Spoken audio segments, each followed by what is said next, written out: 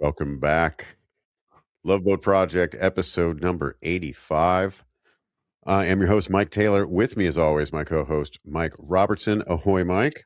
Hey, Mike. I 100% have used a framing like this before, but it's very true in this episode. How was the weirdest thing in an episode that involved a woman pretending to be a alien plant not the weirdest thing in this episode? That's funny. That's funny.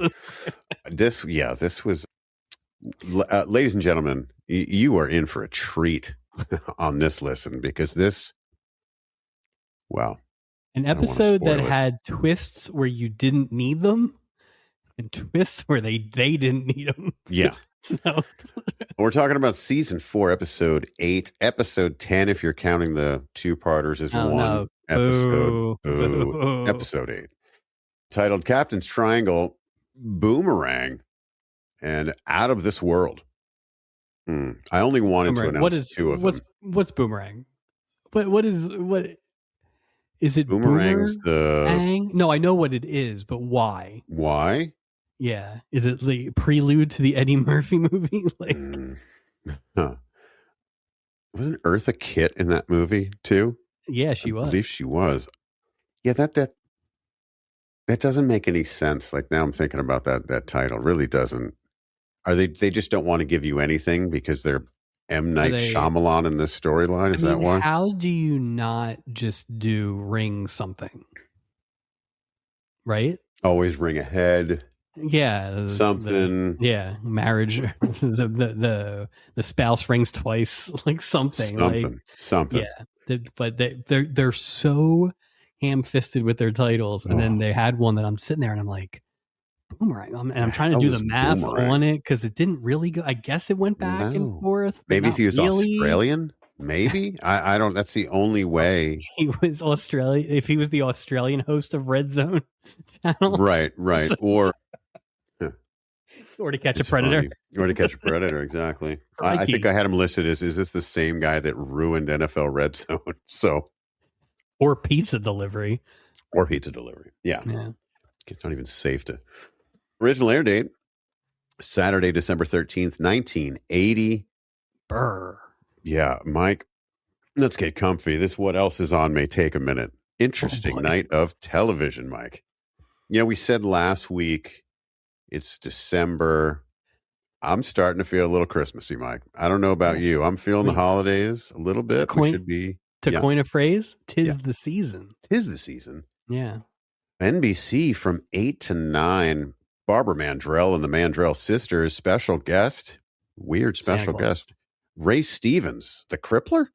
Was he stretching out the Mandrell sisters for an hour on NBC? What's going on there? Boy, I hope he did the streak. ABC 8 to 9, Breaking Away. This thing is not long. Episode titled Knowing Her. Moocher. What a name for a character. Moocher. Moocher lands a job as a movie theater usher. Mrs. Stoller enrolls in a real estate course taught by an attractive widower. Romance enters Cyril's life in the form of a co-ed. It could just say words. I don't. Names are like straight out of Centennial or something. Right. Well, for fans of the Breaking Away movie, because if I was a fan, maybe I'd go and maybe I'd be saying, what's Moocher up to? This has 30-something vibes. This feels very like early yuppie. A lot of talking, a lot of Cyril. Nobody's named Cyril. Like, come on. Just crunching and eating and talking. Just lots of. And you think bike riding, right? Yeah, I'm pretty sure. I'm like 90% sure. Because there is no Chariots of Fire series that we're mixing it up with, right? So no, I think they wouldn't have a name like Moocher in Chariots of Fire. Just a hunch. They did. Though. It would be great. New to the project store, the Moocher action figure from Chariots of Fire. I would wear some. Wear some Moocher swag. Moocher was right. Like we could do a whole thing. CBS. I'm with Moocher. My other car is a Moocher. Like you could do lots of stuff. Bicycle is a Moocher. CBS, the most interesting network of the evening, starts your evening from 8 to 8:30 with a holiday special. Dun, dun, dun, Bugs dun. Bunny's Oh. Looney Christmas Tales, Oh, wow. an animated all-animal production of Charles Dickens' A Christmas Carol. Who do you think played the ghosts? Was that big orange guy like the future? Fudd. Googly googly. Like Fudd. Fudd's a ghost. Fudd's a Yosemite Sam ghost. would be a good chaos agent. He'd be a good Jacob Marley, maybe. Or who's Jacob Marley? A Porky Pig? Daffy Duck. Daffy Duck. Yeah. Yeah. I mean, we're just assuming Bugs Bunny is Scrooge in this. I feel like Daffy Duck should be Scrooge, really. Yeah, shouldn't Bugs Bunny be Cratchit just based on Mickey Mouse and Kermit being, And he's got that little rabbit, and you can just have him limp. You know? God bless us. Tiny Duck. Tiny Duck. CBS 8:30 to 9 p.m. Another holiday special. 'Twas the Night Before Christmas. Oh. Joel Grey narrates the animated musical special adapted from the Clement Moore poem as the town of Junctionville fears that Santa Claus, it's a long intro or explanation, will pass over their village because of a letter in the local paper denouncing him as a myth. Whew, that's a mouthful. Mike, I can't tell if this is a good thing or a bad thing, but we have been doing this segment for so long. Yeah. We have definitely been around for Joel Grey's 'Twas the Night Before Christmas. It did ring a bell. Not so much the description, but just the Joel Grey involved. Yeah. We haven't done Remo Williams, which would have been the only other thing. No, that's the only other thing I could, yeah. But that's crazy because, I mean, you think about it, every year it's the same Christmas stuff, right? So that It's funny that we're kind of on the precipice here. We're just getting started with the things that we're going to, Let's get away from these holidays, right? Let's flip over to NBC at 9:00. Wow. We go from Christmas to a movie from 1975, Dog Day Afternoon. Right? So I've never seen this movie, but I really want to see this movie. Oh, it's excellent. Well, your list of, you know what? It's I think long. after this boat dry docks, we may just have to do movies Mike hasn't seen. There's a lot. Description: man robs a bank to pay for his lover's operation. It turns into a hostage situation in a media circus. Wasn't that sort of like that John Q, Denzel Washington, where he was in a hospital? I mean, wasn't that about like actual... It was like a transplant. Maybe that's different. Yeah. But anyway, you've seen this movie? It's a great movie. Oh my God. Pacino's insane. I loved John Cazale's in it. Charles Durning. Carol Durning Kane. is great. It's Chris Sarandon, I believe, plays Pacino's boyfriend. It is outstanding. It is a outstanding movie. Would highly recommend. And that's where Attica comes from, I believe. So interesting. Well, if Dog Day Afternoon's not your thing, flip over to CBS at 9:00. Mike, it's time for Freebie and the Bean, episode 2. I forgot. How can you forget about Freebie and the Bean? I just listened to our episode. I don't know how I forgot. I waited till you took the sip strategically. Episode titled Health Nuts. Oh, boy. Jogging.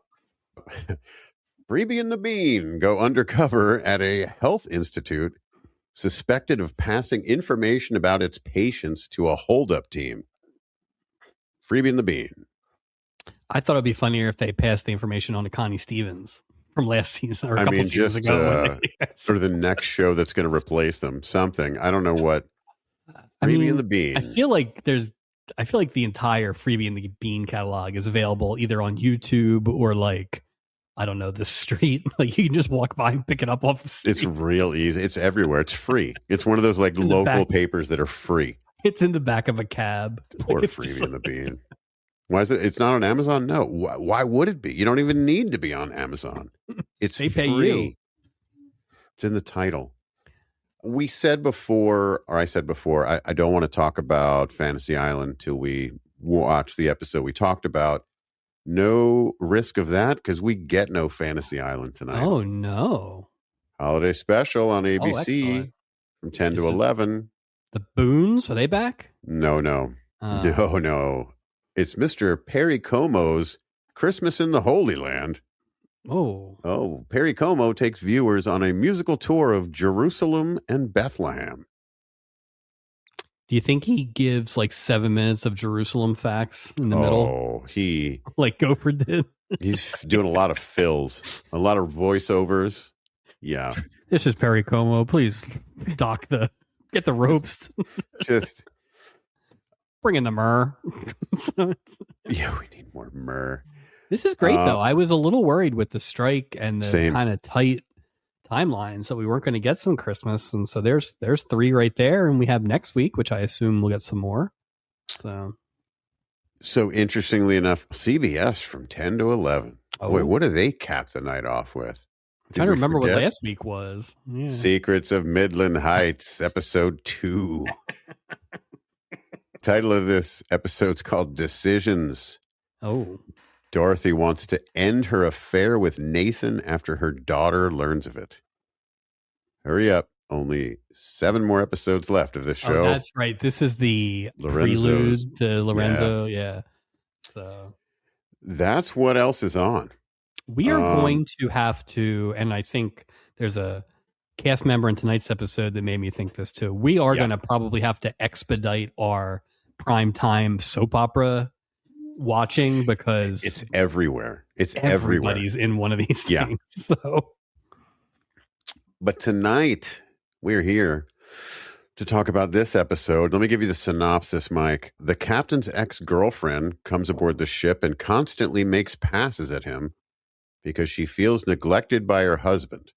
Well, that's a lot of, don't leave a lot to. I'm just going to say this for the first time in the episode. I'll probably say it either never again or 500 times again. Ooh, I like those odds. I have so many questions about everything that happened there. Soup to nuts.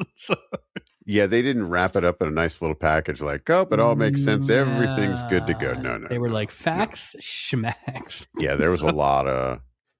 A model pretends to be married to keep away annoying suitors. Okay. And finally, a man is convinced that a fellow passenger is an alien who turns into a plant every night.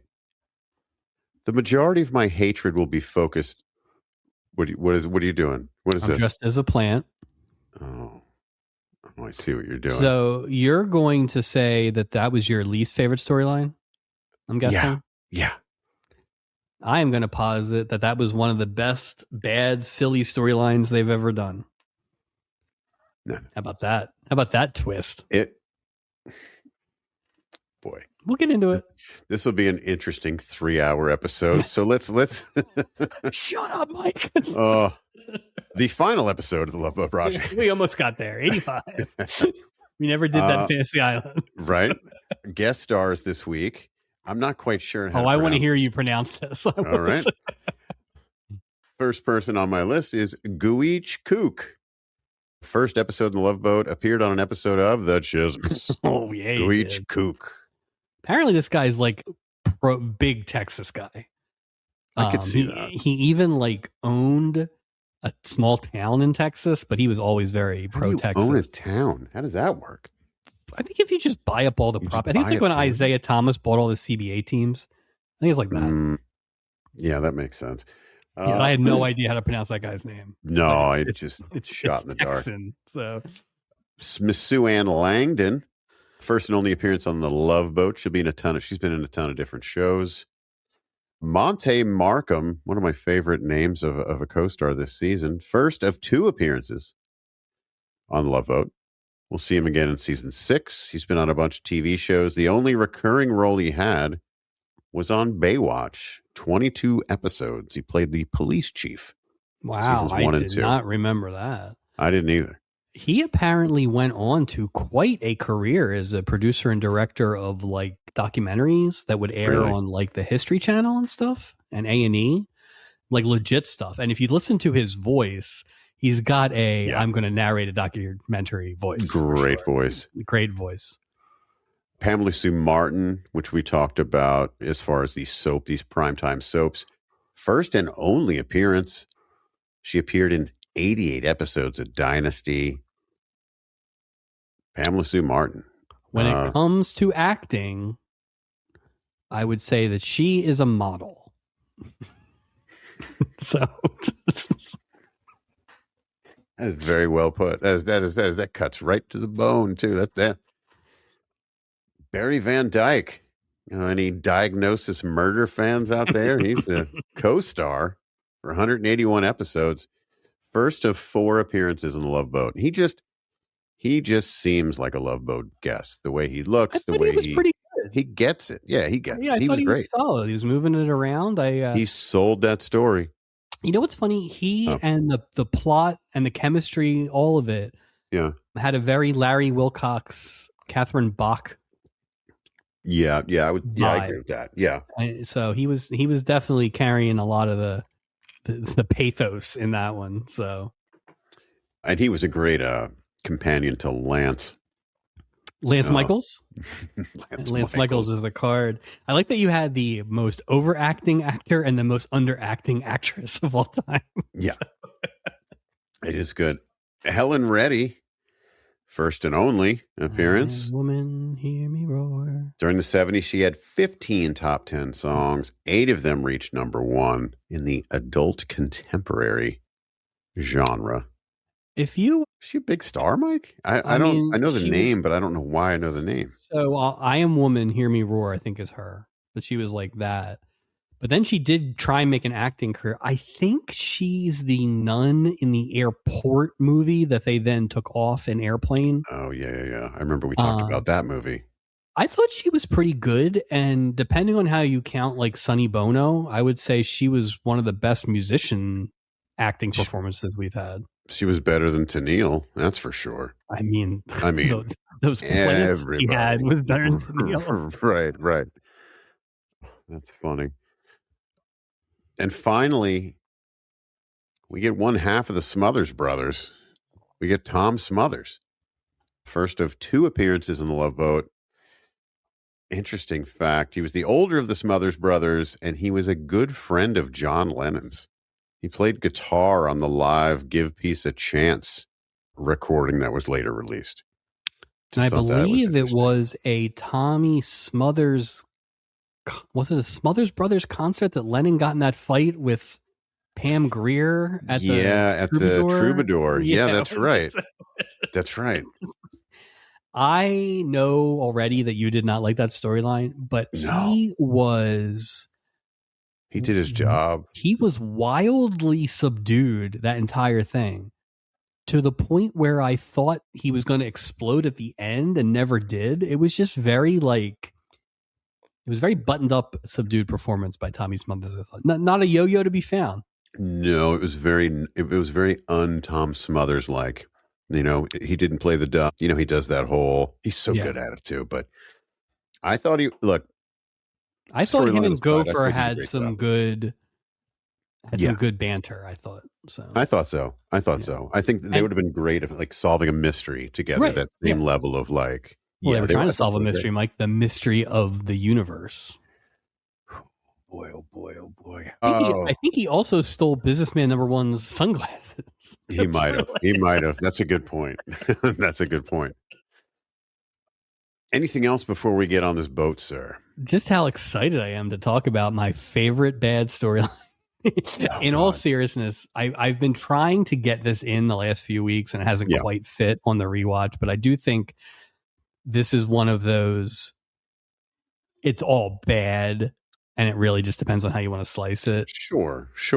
But there are parts that are good, bad, and then there are just parts that are unforgivable. And I'll focus on the triangle, I think, when we get to that part of it. But my guess is we both liked this episode equally, just different. So yeah, no, I agree. It's going to be interesting to see how the end shakes out as well, because I have no idea how that's going to work with as far as Walk the Plank, Captain of the Week would be interesting. Storyline of the year.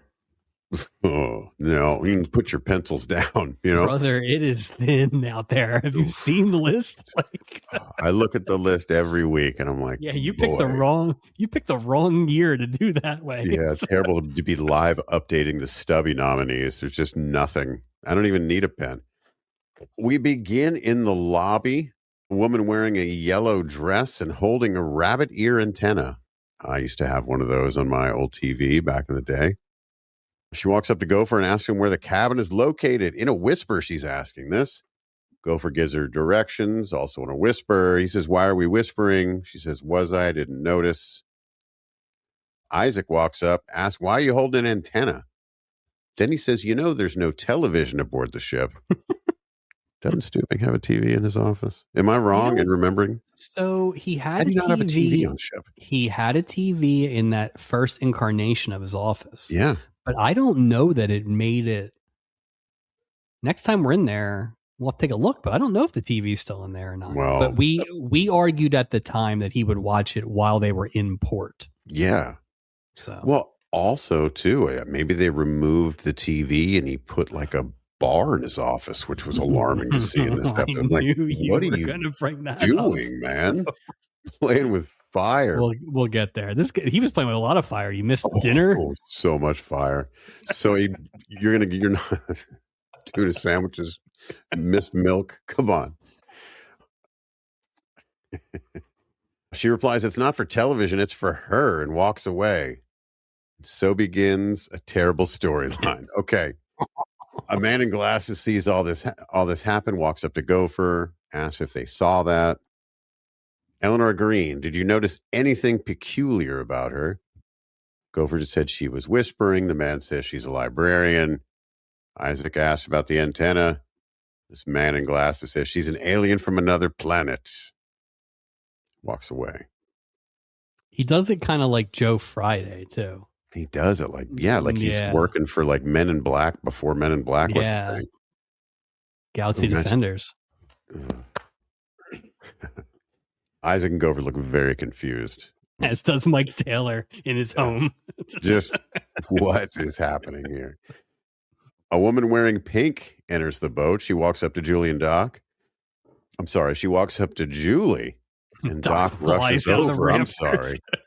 Almost breaks his legs trying to get over there. Another thin episode for Doc, but he sure made sure to get down there for Pamela Sue Martin. So I will say this season we've had very little Doc so far. Very little Doc. This little stretch here where it's been so blatant, I don't know that this feels like when somebody goes to do a movie or a play or something like that. Like he was basically in 2 run-in scenes and then the Stubing stab at the end there. So. I mean, think about how much Gopher has been in this year, even more so than Isaac.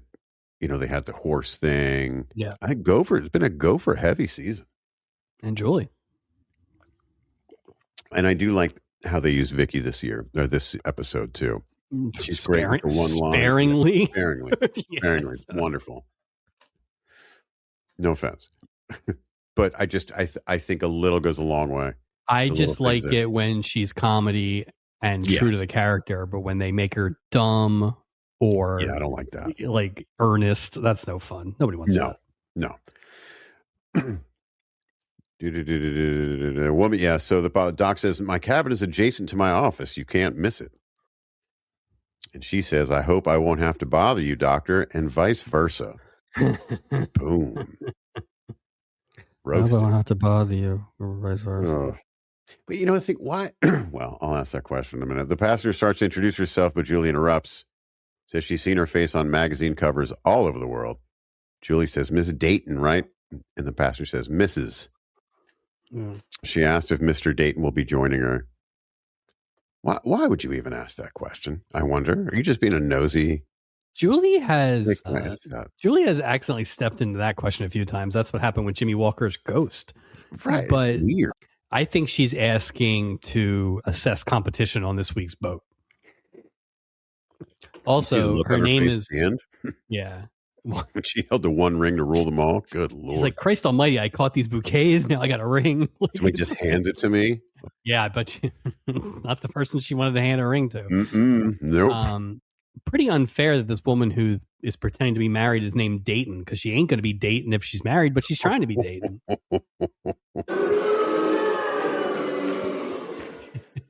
Get busy telling the truth and get busy little Dayton. I meant to hit the laugh button on that. Oof. Coming in hot. We are 25 minutes in. Pew, pew, pew, pew. Shots fired. So Julie apologizes. Miss Davis says, no, he couldn't get away. I'm so stuck on that question. What a weird question to ask somebody. Hey, Well, here's my ticket. Oh, where's your husband? Like, but what? For the most part, the only thing they have on that damn paper is that, like, Mr. and Mrs., right? My guess is if it's a single cabin, Julie, right, with one resident, then probably not. He's probably not making it. So just TMI. Like, I don't think they need that for a boat where you need absolutely no information to get on board. It's an odd question. Like, it's an odd. I don't know. Well, it's just like we obviously get why they do things like that, but like there's an easier way to shoehorn in what you're trying to shoehorn in. Right. It's just, and also why not just get there? Why not just get there right away? Have Doc make the moves, have her flash the ring, and then she told Julie in the next scene anyway. It didn't matter. You're right about that. They are just shoehorning it. There was no reason. No. There was no reason. We didn't need to be in a rush this episode. There was not that much happening. So wouldn't if you work in this, pardon me for saying, if you work in this industry, wouldn't you notice, isn't part of your job to be like aware, or if you see a wedding ring, like that sort of thing, like things you notice. I mean, I notice it about people. Like you wouldn't, I don't know. It wasn't much of a wedding ring. Let's just be honest. It was kind of a weird, like just band. Like, so I don't know. Like she's a supermodel, Mike. She probably has amazing jewelry. Looks like she made it herself. Like she did blacksmithing. She had one lesson in blacksmithing and made that shitty ring and put it on her finger. Jeez. That's Justin's. How about if you're a model, how about you get a better ring? How about you get a better fake engagement ring? How about you get security? You're on millions of covers. Yeah. Why is she on this cruise? Why would you come on this cruise? We've had so many celebrities this year. No photographers were bothering her, Yeah, seriously. Old Swag from last week, he was mob. Yeah, I guess she wasn't the action hero of the year. No awards for this lady. That Swag was getting. They probably ran out of film, because between that and Lonnie Anderson and the Prince. Their flash bulbs were out. They ran out of them. Exactly. Two men are aboard the ship, see Miss or Mrs. Dayton walk away. The man in the yellow blazer standing there watching her, and the other guy walks up to Doc and Julie, asks if they can direct him to the room, Fiesta 350. Before Julie can say anything, Mike, please welcome to the Love Boats. Horn dog of the year. Ooh, boy. He is coming in hot. He says, never mind our room, point me to hers. Pew, pew, oh my pew, God, pew. which is just like, hey, let me get some pepper spray. Oh, right? Right. They just hand it out. Perfect. Or Doc says, forget it. She's married. And he says, perfect. Married ladies are my specialty. Pew, pew, pew, pew, pew, pew. Lance Michaels is Lance Michaels. What a professional wrestling name this guy has. Or like an Evel Knievel style. Like, I feel like just Lance, a budget. Yeah. Wasn't Lance Michaels the name of the Simpsons Daredevil?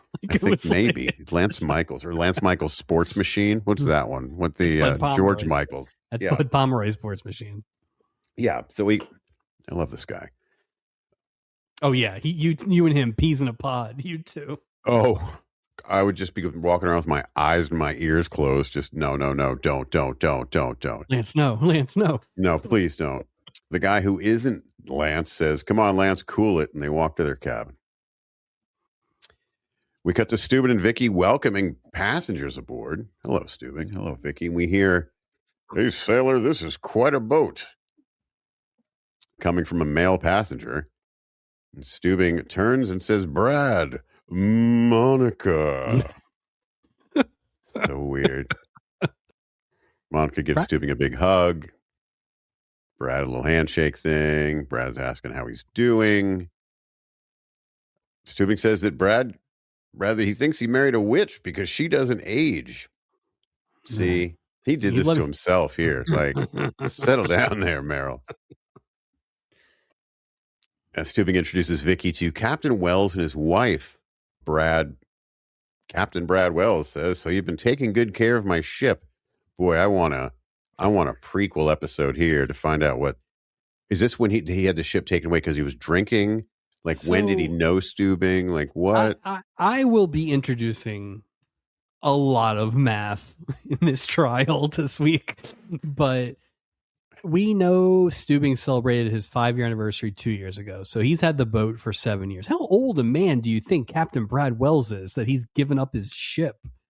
Was this like a Lando Calrissian Han Solo situation? Just gonna say, did you lose it in some weird gambling? Hey there, Gopher, you still hanging out with this scoundrel? You know what's weird too is it's gotta be one way or the other, meaning he's either playing younger or playing older. But if he's got a wife that in this he's saying is about to turn 40, which is not, because she was 44 when she filmed this, just sorry. But I don't understand how I don't understand the ages of these two. Makes no sense to me at all. When they reveal the most shocking thing they've ever said on this show, which was that woman was turning 40, no thanks on the sandwich? Is that what I skipped dinner or what? Yeah. They played, if you just were watching it, yeah, not thinking that hard about it, you weren't us doing 20 years of math. Right. You would have thought these are all contemporaries. And it would make sense because Captain Brad Wells probably gave up command of his ship, for her, like it was or whatever. thing. But it's not like this isn't like a pirate boat. They work for a company. Like he probably just retired and Stubing got this boat, right? Right. Nobody won it in a duel. Right. Yeah. It's not your ship. It's the Princess Line cruise line ship. But I mean, Stubing, you were on a different ship like a month ago. So. But that is the true. The whole episode convoluted.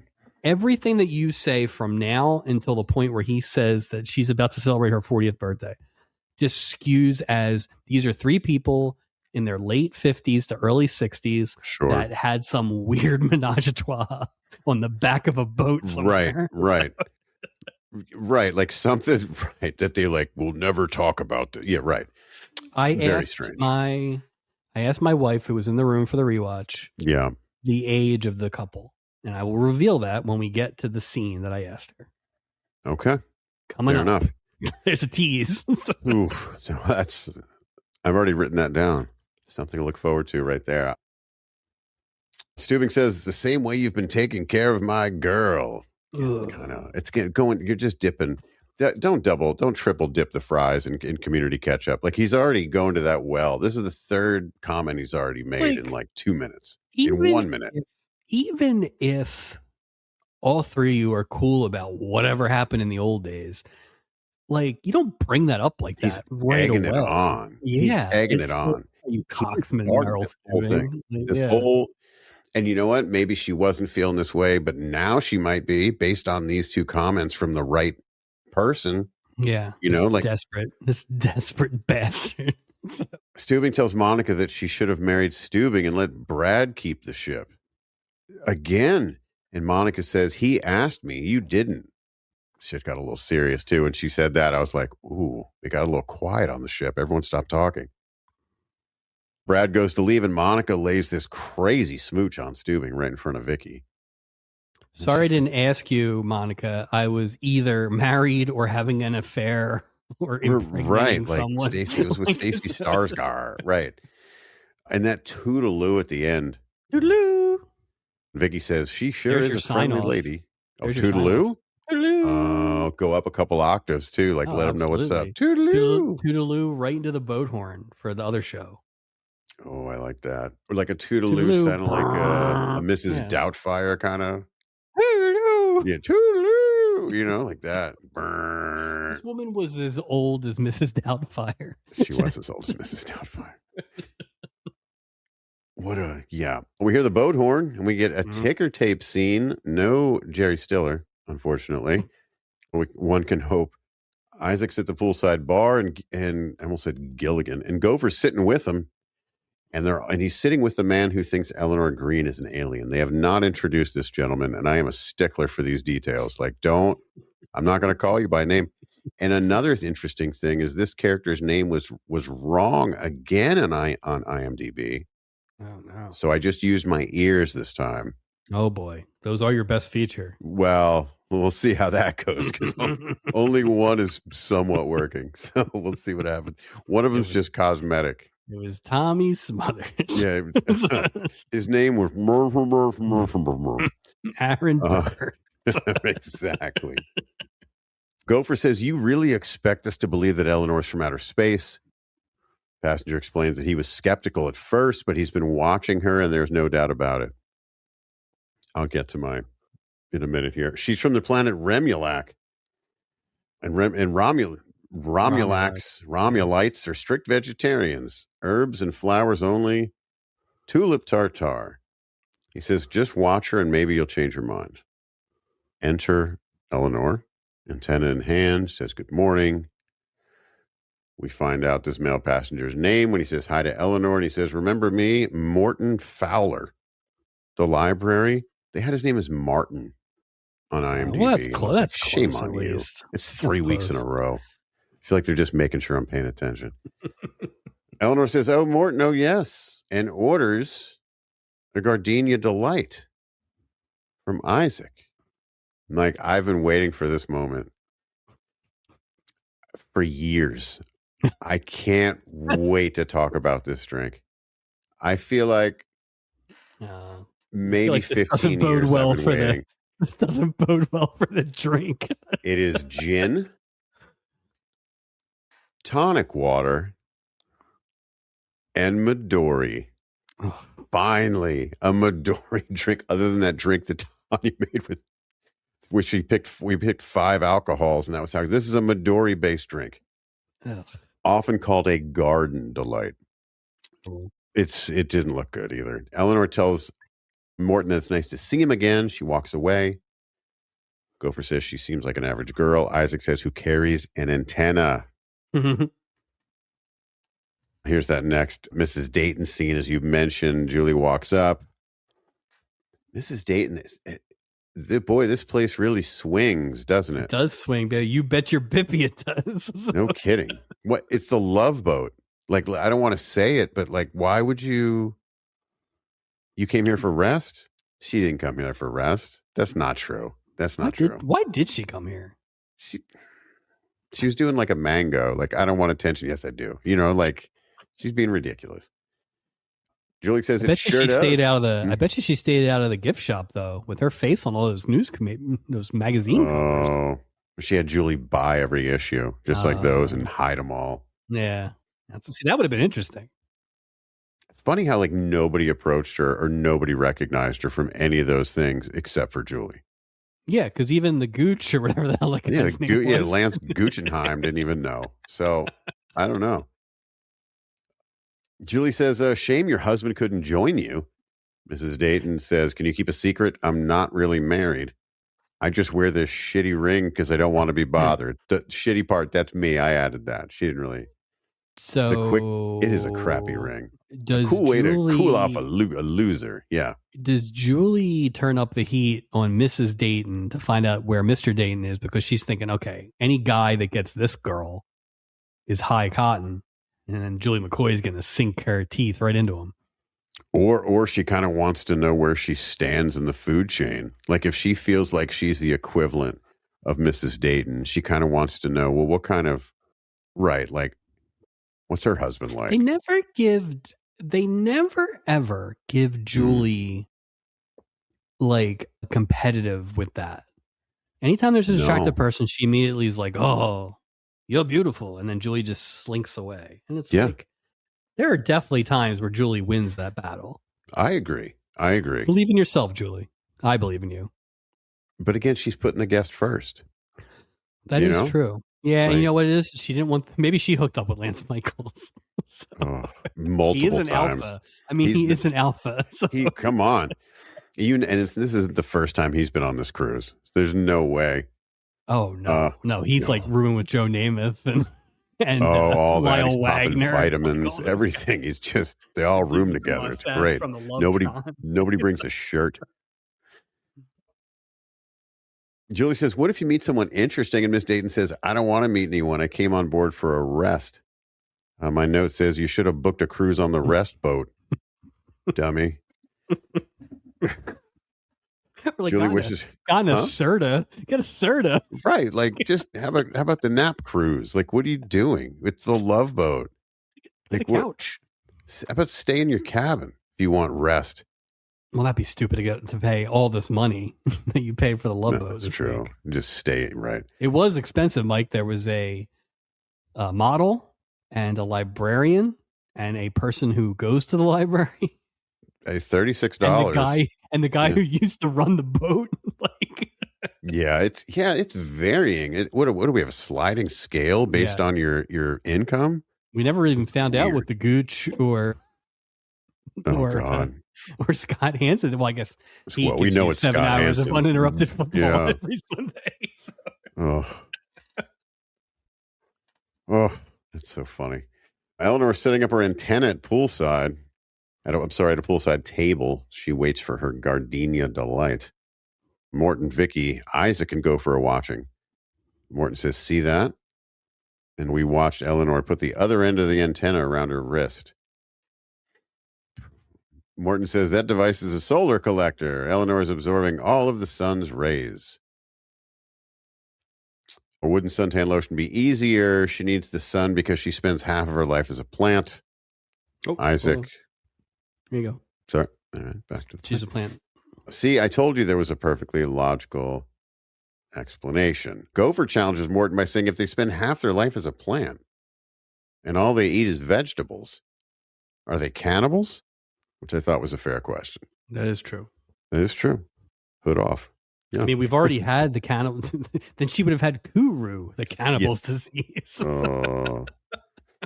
R.E. Dak Rambo. That's funny. Isaac's about to pour the Midori-colored slush from a blender into a glass. Mike, are we about to see Isaac make his first drink in 4.5 seasons of this ship, of this boat, of this project? No. We quick cut to Morton walking up to Eleanor, boo, and joins her at the table. We were so close. Why does that need to go in a blender? If it's gin and tonic and Midori. It's like slush. You know, it's like one of those, like a pina colada kind of thing. Like a freeze? Like an icy or something? Yeah.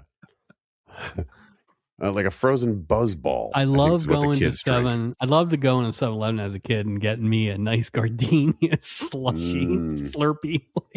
Lovely. Midori. Do you guys have any Midoris? Some non-alcoholic Midori? Let me get 6 Jawbreakers, some Big League Chew, and a 75-ounce gardenia Slurpee. It's not good. We see Morton walking up to Eleanor and he joins her at the table. He asks what she's reading. It's The Secret. Private Life of Plants, now available at our merch store. Eleanor says it's a bunch of lies, and she begins to spray herself with a plant mister. All right, Mike. Well, this is the point of the notes where I was a little angry at this point. I was a little angry. Just not going to read all of them because it's a lot of them. It's more of a manuscript at this point. A manifesto. Essentially, it'll be on the Patreon. I'll release the Word doc. We're 9 minutes and 5 seconds into the episode, and I'm done with this storyline. Enough already. They're going to keep going and going and going with this. During my first watch, I was bored with it. During my second watch, I'm done with it. Give this the stubby for worst storyline. Wow. Now, I apologize. See, I feel really bad for you because I'm not going to pretend it was good. Like I said, I think it was a very good, silly, bad storyline, but I understand. But here's my thing. That at least got me through most of the episode. So I don't know what you were watching that you were holding on to here. I wasn't holding on to anything. I was holding on to my keyboard as I'm doing these notes. I'm just like, I'm looking at the time left. I'm like, how can there be 31 minutes left? No one's going to know if we just skip an entire act. Oh, or I just introduce just one storyline I do notes on just to get through it. And then they can't even get the name of that one right. Freaking Boomerang. So Boomerang. Eleanor says, I like to keep my limbs moist. Moist. Isaac walks up with Eleanor's Gardenia Delight. Mike, there's no straw in the drink. How the hell are you going to sip on slush? Come on, Isaac. You're going to put this foo-foo garnish and not give her a damn straw? Yeah, that's how they ruin the episode. Well, it's no straw. It's the details. Eleanor and Morton toast. Maybe the worst toast I've heard. Maybe the second worst. To better worlds.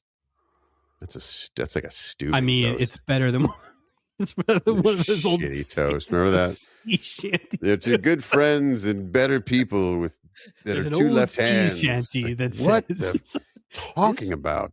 This was not in the very beginning, but about halfway through this thing, we got like late season 1, early season 2 Stubing, and I was happy to bury him. I was fine to bury him too. Yeah, I was like, no, don't bring him back. Eleanor picks the flour garnish from the drink and starts eating it. Morton, Gopher, and Isaac notice. They all look at each other. She hands the drink back to Isaac. She's had none of it. That's kind of how I like my drinks. She said, double the flowers, hold the booze. Amen. Right? I'll drink to that. What if that became your drink? With the Gardenia Delight? Like we just walk in and they like slide it down the bar right to you. Just grab Norm. it. Be great in July. Nice cold Midori slush. Look out, Oscars. Here I come. I'll be there. No straw. No straw. I had that here, when at the end of COVID, where some places you would go like an outdoor brewery for lunch, you wouldn't have like a real waiter. Right. You know what I mean? You scan with the phone or whatever. And I got a pina colada. I was feeling froggy one day. No straw. And you can't get anybody to come to the table. You're outside. No. Like everything's autumn. Like, how do I found I went and got silverware from a bus tray, no straws, and I had to eat it with like a spoon. It's not, it still works. Everything was a road soda during COVID. Why don't you just take it home? I would love to, but I have to wait for it to thaw out. Just have to sit there it was in a glass too. You're just not industrious. And it was so far down, I couldn't like anteater it. It was too far down. It was like a screwball. It was like a screwball. But where are we? Monica is in a bathing suit. Walks up to Stubing's door. She hesitates for a moment, then knocks on the door. Does she though? Does she hesitate? Boy. Stubing says to come in. She asks if he's busy. Mike, of course he's not busy. I said, not until he shuffles papers on the bridge in about 30 minutes will he be busy. Shuffling blank things and writing his name, practicing his signature. Marrow Stubing, Captain Marrow Stubing. Stubing offers to make her a drink. Mike, as I mentioned before, I was kind of shocked by this. Why would an alcoholic? That seems odd to me. Well, here's the thing. Yeah. Yes, I agree with you 100%, especially on a boat where it's not like you don't have booze options elsewhere. Right. So you would think, I'm not saying every alcoholic is the same, but to have the temptation like in your bedroom, I'm starting to think he's not really an alcoholic, thinking he just was a bad driver and had to retcon that so the cruise line couldn't fire him. Jeez, that's why we never see him driving anything other than those stupid 2 sticks on the ship. They don't want to risk it. You know what's funny too is it's been a while. I was waiting for it. It's been a while since we've gotten the sorry, I don't drink or something like that. No, and I'm always watching his glasses. She didn't ask, but he didn't offer either. It was a little surprising. I thought maybe we were gonna get a slip up here. I feel like slip up is in play and unscripted, like not a storyline. Like they forgot 1 week. I feel like that's in play. We'll be. You know what? We'll be waiting. We'll have an emergency pod. That happens like Tuesday at like noon. We don't even talk about the show. It's just like, all right, hey, listen here. It happened. Tell us what happened. We were doing notes, and then. She asked her, Stubing makes her the drink, asked her where Brad is, makes her a gin and tonic. Maybe the worst gin and tonic I've ever seen, but I'll get to that. Monica says he's prowling See what around. he's doing. I don't like to drink them, but I sure like to make them, Mike. And that is a crap drink. Monica says he's prowling around, checking to see what you've done to his ship. Steubing again, Mike. Just baiting this woman. Old ships are like old loves. You never really forget them. What are we, old man in the fucking sea here? Like, who talks like that? So at this point, because I am going to deliberately keep this separation between this ridiculous 40th birthday thing. Yeah. At this point, thinking this was like almost another version of the USO singer and his army buddy. Yeah. You know, something sense. Like that. Right. Maybe he got Steubing into the Princess Cruise Line or something like that. So he could be with her, but really maybe it was like and I'm not even kidding. Maybe it's like South. Is that what South Pacific, or is that what South Pacific is? Maybe. Is it? I don't know. I don't know. Maybe. I don't know. Maybe. I'll go. Yep. I'll go with it. South Checking Pacific my sources and yes. Mm-hmm. Alexa, what's the plot of South Pacific? Yeah. Or wait, is that the plot of Dog Day Afternoon? Wait, I'm confused now. Oh, here we go. They're going to tell us. Hold on. 1958 drama. Oh, John Kerr's in it. During World War II. Okay. Secretive Frenchman. 2 hours and 37 minutes. Oh. No thanks, Alexa. Wait, stop. So is the Pearl Harbor movie based on this storyline with Ben Affleck and that whole thing? It's very similar. Josh very Hartnett? Similar. Wait, is Steubing Josh Hartnett in this one? Yeah, Steubing's Josh Hartnett. And then Ben Affleck would be Brad. Yeah. Captain Brad Wells? Captain Brad Wells is Ben Affleck. So something to think about. I'm pretty embarrassed. I don't know what the plot of South Pacific is, but I did not think it had a deceivious Frenchman in it. 2 hours and 35 minutes for a movie that old is crazy. Those things used to have intermissions, though. Oh, 3, hopefully. Tune into South Pacific Project for when we do that over the course of 9 years. Monica asks if he means that. Steubing says, means what? Monica says, you never forget an old love. Not Steubing. He hangs on to those things like candy. Sometimes I think Steubing should just shut up. Like less is more. He says, is he trying to be nice? He never really does that serious Steubing thing. Like he never really does his horned up Steubing, sentimental thing. Well, plus you would think if he knew her as well as he's supposed to know her, he could be like, hey, and have a real talk with her. I don't know why it's like. I agree with you in terms of having a real talk with the husband, which he doesn't do either. So that was a weird talk too. That was another weird thing. Because Captain Brad Wells is like, cut the bullshit, Steubing. Okay, enough of your nonsense, Meryl. Just say it. I kind of hoped it had gone different, where a different story was told to Brad, and Brad's looking for vengeance on the deck. It's my ship again. I'm the captain again. And literally he walks the plank. Bye-bye. Steubing says, you know what I mean. It was just a figure of speech. And that's where I put the note. Did they know Steubing when he was still drinking? That's interesting to me. I'd love to see that, have that timeline, but we're not getting that. We'll get the timelines later. Don't worry. It's all up here. Okay. I look forward to this. Monica says, I've thought of you very often. Steubing says, I've thought of you too. Space, you and Brad. Jesus. Friend zone. Jesus, dude. I was thinking about the good times we had, you and I, before Brad, Monica says. Uh-oh. He says it's a long time ago. She asked if he ever wishes he could go back and relive it, do certain things over. And she's doing a hand spider up his arm now. Up his arm to his shoulder. It was this weird hand spider thing. That's Steubing not says, a water spout. Yeah, I don't. It's just she's doing this weird, like. Steubing says, "You know what the man said? You can never go home. You can never come home again." Monica, weird, flirty. Why not? What's to prevent it? Hand spider. And Steubing says it's been turned into a condominium, and then hands her a shitty gin and tonic. No lime. No, just the worst. Look like a glass of water. Ooh. Maybe it is. Maybe he has the alcohol. That's what it is. Bar set. Just water. That's a good point. Stubing asked her to sit down, sit at the table in front of his desk. Instead, she does a Monica splay on the couch, like, I don't know. Monica splay, like, Yeah, it's a move. I don't know. Yeah. Next time I see you, I'll show you Monica splay on the couch move.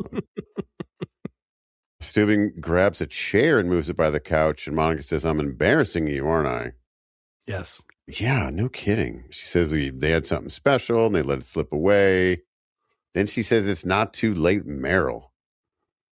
Well, it's not too late because they What? pretend that she's way younger than she is. It should be too late. This should be the golden years. Too late. What are you talking about? Plus, you are a lucky woman to be the wife of Captain Brad Wells. Yeah, you're a lucky 39-year-old woman. Jeez, man.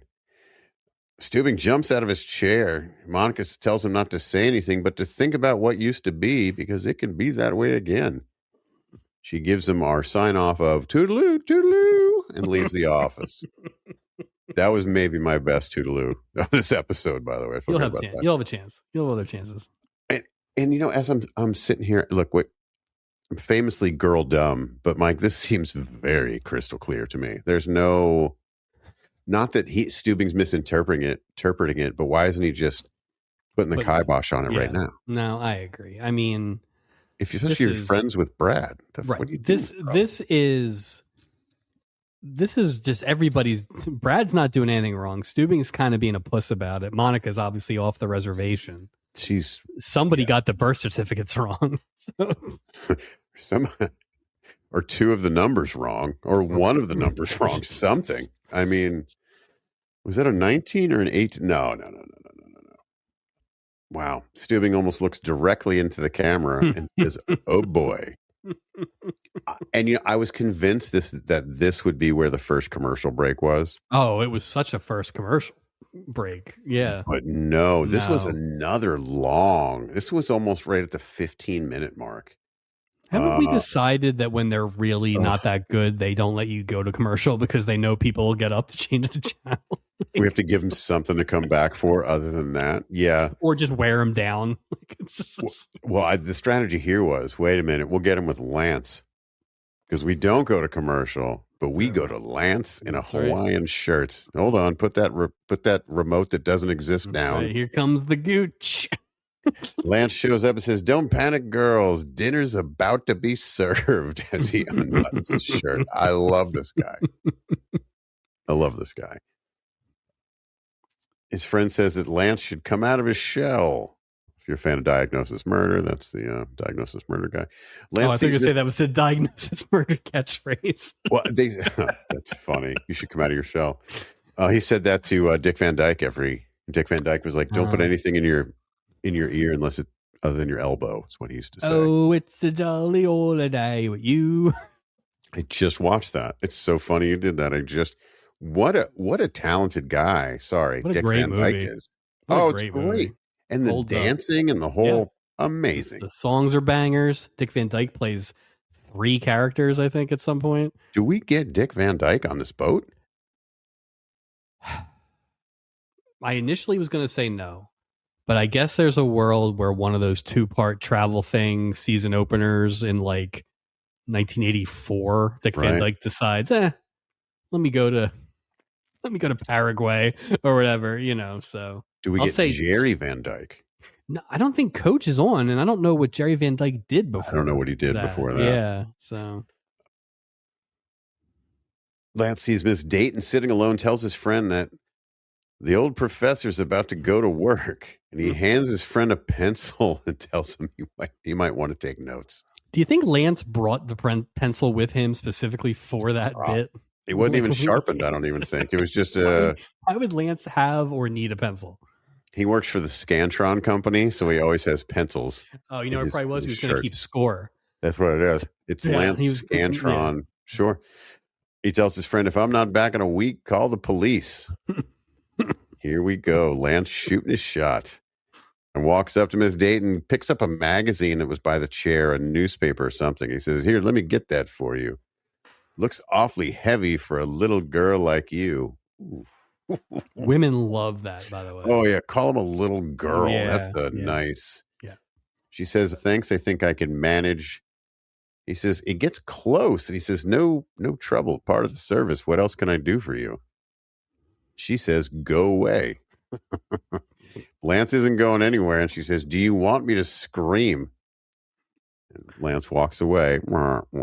So she went for the nuclear option there, but good move, I guess. I mean, even on this boat, the screaming would attract attention. It wouldn't have done anything. You know what I mean? It'd have been like, oh, this place is really swinging. You know, like what? I don't even know how they would have reacted. Well, the captain's in hiding, so I guess really there wouldn't have been much to do. Anything can happen. And the rest of the crew is chasing an alien. So, and Julie's just, I don't know, ask him where everyone's husband is. Lance walks back to his friend, and his friend says, here's your pencil back, Professor. When is your next class? Again, another perfect spot for the commercial, and they didn't do it here. Kills me. We are back in the lobby. Morton's walking with Gopher. Morton asks Gopher to read a book that he shows him, The Titans of Romulac, also available in the Love Boat Project merch store. A lot of books being added this week. Gopher agrees. So I didn't know this, but I was like, Romulac sounds familiar. Yeah. And at first I was like, well, I'm thinking of Melmac, which is not correct. I was thinking of Romulans like Star Trek. Which it is. I think that's what it is. And there was a note, I think it was IMDb, where I saw that it was like, there are some crew members that maybe like were on both shows or something like that, but it wasn't like anything specific, but it is a little close considering Star Trek's very close. It's right. Very like close. if I'm not exactly a huge Star Trek guy and I knew that one. So it's one letter difference. Yeah. Like the great thing about alien names is you can just make up any words. It's like Dr. Seuss. Yeah, you can't trademark that. You can't. Yeah, she's a flippity flu. Yeah, I spell Toodaloo different. That's going to be how we'll get it. We're going to get that the IP for that one. It's Toodaloo with 5 O's and 5 T's. I don't know. Morton asks Gopher to read his book. He tells Gopher that their names will go down in history for their discovery and that they are, quote, children's children would be proud. Gopher says, if you're right, our children's children will be geraniums.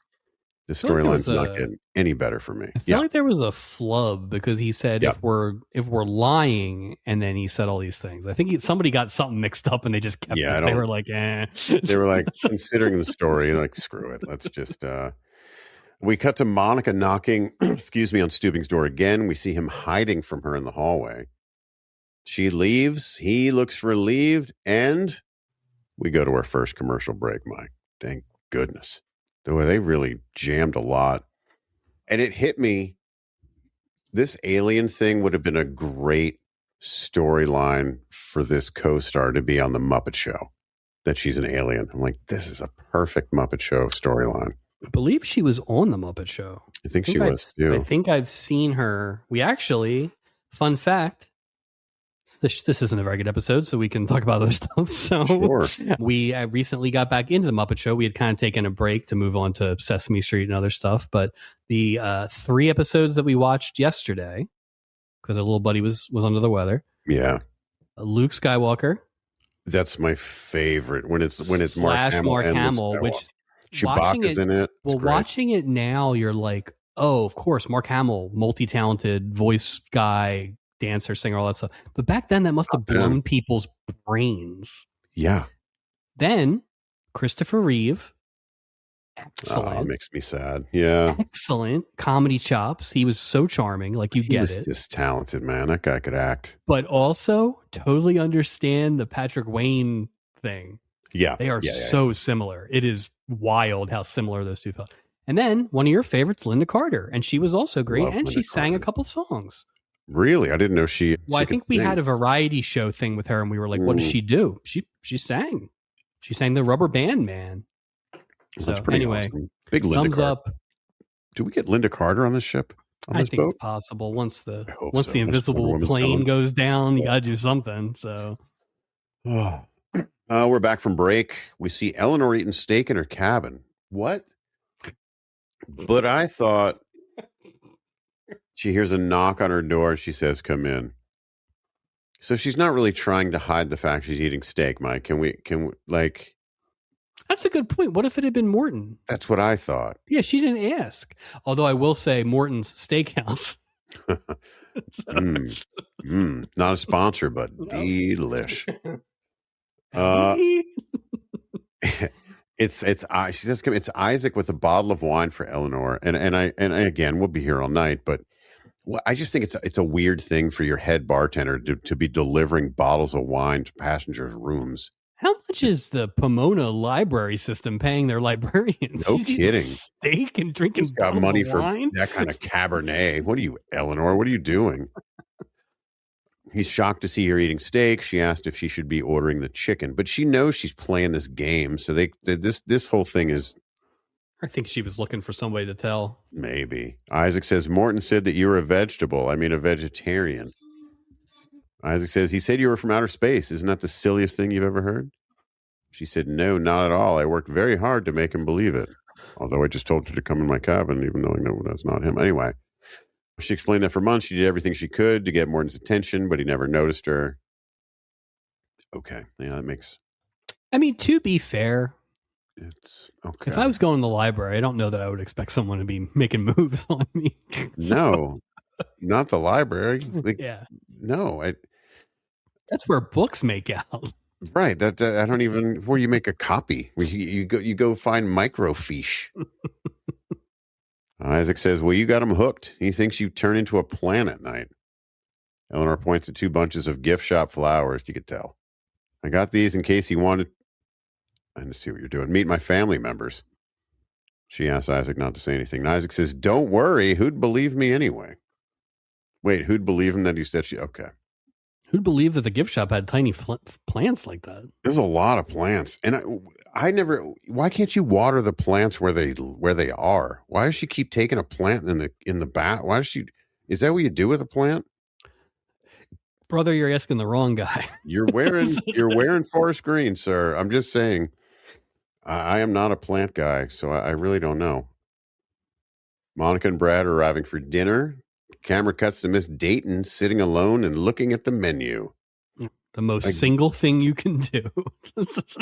Again, I want to say no international night. As far as we know, it was red meat night. It was very heavy red meat. It was, well, Reagan's in office now, or he's coming in. So we're back. Yeah.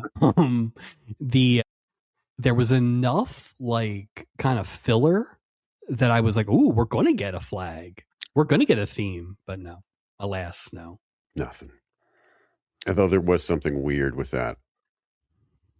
Lance's friend arrives at the table, tells Miss Dayton that she might want to switch table assignments. His friend Lance is sitting there as well. Uh-oh. He reminds her who Lance is and apologizes. Says he's an original and that they threw away the mold when they made Lance.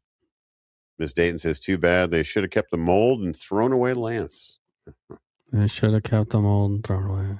Yeah, she's not. She's reading at best. She has one good line delivery towards the end, and that's literally it. Everything else is just there's no emotion on her face, too. Even after what happens, there's nothing. I can't wait to see her in Dynasty to find out if she's any good. He introduces himself as Scott Hansen. As we talked about the guy who ruined Red Zone to the guy who does Catch a Predator. Walks up and pitches an idea to Scott about the Dottie sisters. He turns and sees Miss Dayton. He says, it's Kismet. This is your lucky day. Oh, you get a second crack at me. Scott says, too late, buddy. She's already got a date. And Lance calls her a sly dog. He tells Scott one lesson from the old master and you move right in. Lance says to Miss Dayton, the line of the episode, I don't see why you're settling for a hamburger when you could have prime rib. He says that he'll see her at the dance, and by then she'll be ready for the first team. This guy, what? They keep talking about going to a dance. There's a lot of what? It's like a dance? sock hop or something. There's no theme to it. I don't understand because it comes up several times. They say the dance. And they never show. They never show the Acapulco Lounge? No, right. I don't know what. It is. So you could have said it. You could have said it was the most amazing dance in the world. It was the greatest, right? But it was the Xanadu magic night dance. I feel like something was cut out of this or something. Because they wouldn't bring it up and not stuff. have it. Yeah, well, acting, Mike. They left all the acting out. The writing was pretty absent as well. She thanks Scott for coming to her rescue. They agree to have dinner and go to the dance together. Mm-hmm. Scott looks at the menu and says the prime rib looks good. And Miss Dayton, about to sink her horns in. I think I'd prefer the hamburger. Again, I'm girl dumb, but come on. So, yeah.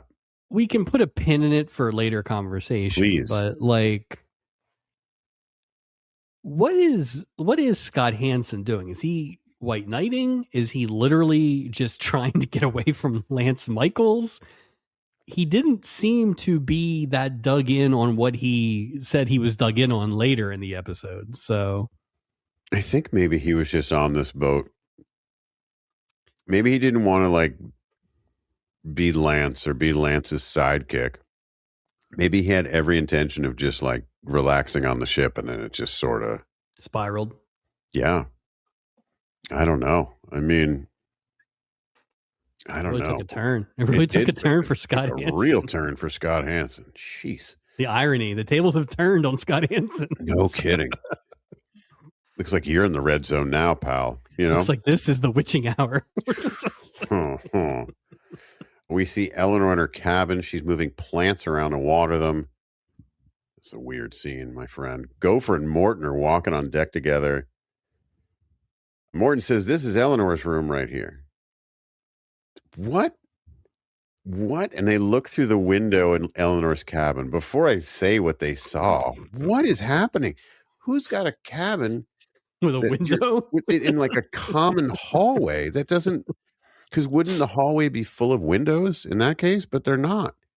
Why would you ever have an exposed room? Ever? I have no idea. On this perv boat, why would you ever have right? And the window's big enough to just climb in too. Like, why would you not just have the door slightly ajar because Eleanor's trying to get seen? Right. Why would she not just have the door slightly ajar and they stick their eye in and look? Like, why would you build? This will never come back. No. Like, this is ridiculous.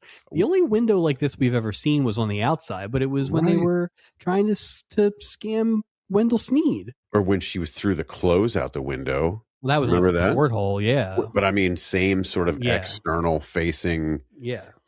Because I'm sure it just doesn't. This is like she's a Christmas display at the mall. Something. She's in like her room's in a common area. I don't understand. Like, she's in a window. This is weird. It tells Gopher to take a look, and Gopher does, and he sees a plant in front of a book with a reading lamp. Sorry. I don't know what a reading map is. Morton says that's Eleanor in her dormant state. Mike, this is just... I'm just not saying it's bullshit, good. Man. Like, it's just enough. It's too much. It's just like another... Morton says no, she's obviously dozed off. And we see Eleanor remove the plant in front of the book to water it. Morton asks Gopher about the chapter in the book about the invasion. Gopher says it's science fiction. Eleanor removes the plant, or one of the leaves, she puts it behind her ear. Morton's explaining that Eleanor can change form as easily as we change clothes. Gopher looks in the window again, and now Eleanor is sitting in front of the book with a piece of the plant behind her ear. And Gopher says, oh my God, it's true. What if Stubing saw Gopher peering in passengers' windows? Like, I mean, is it peering if there's just a window, though? Like that, Stubing would be like, where did this window come from? I think the peering is going back for the second look. Maybe the first one is purely like... what's this window doing here? Right, like it's situational, but still. Scott and Miss Dayton walking in the hall together. She thanks him for taking her to the dance and running interference. He says he enjoyed it, asked if he's going down the tour tomorrow. Only one stop on this cruise, too, Mike. Puerto Vallarta. Well, that's one up from last week. Yeah. They just went and did a lap around the totem pole and came home. Scott says yes, and Miss Dayton offers to be his date. They go their separate ways. She stares at her awful fake wedding ring before she unlocks the cabin door and looks in the direction that Scott was walking.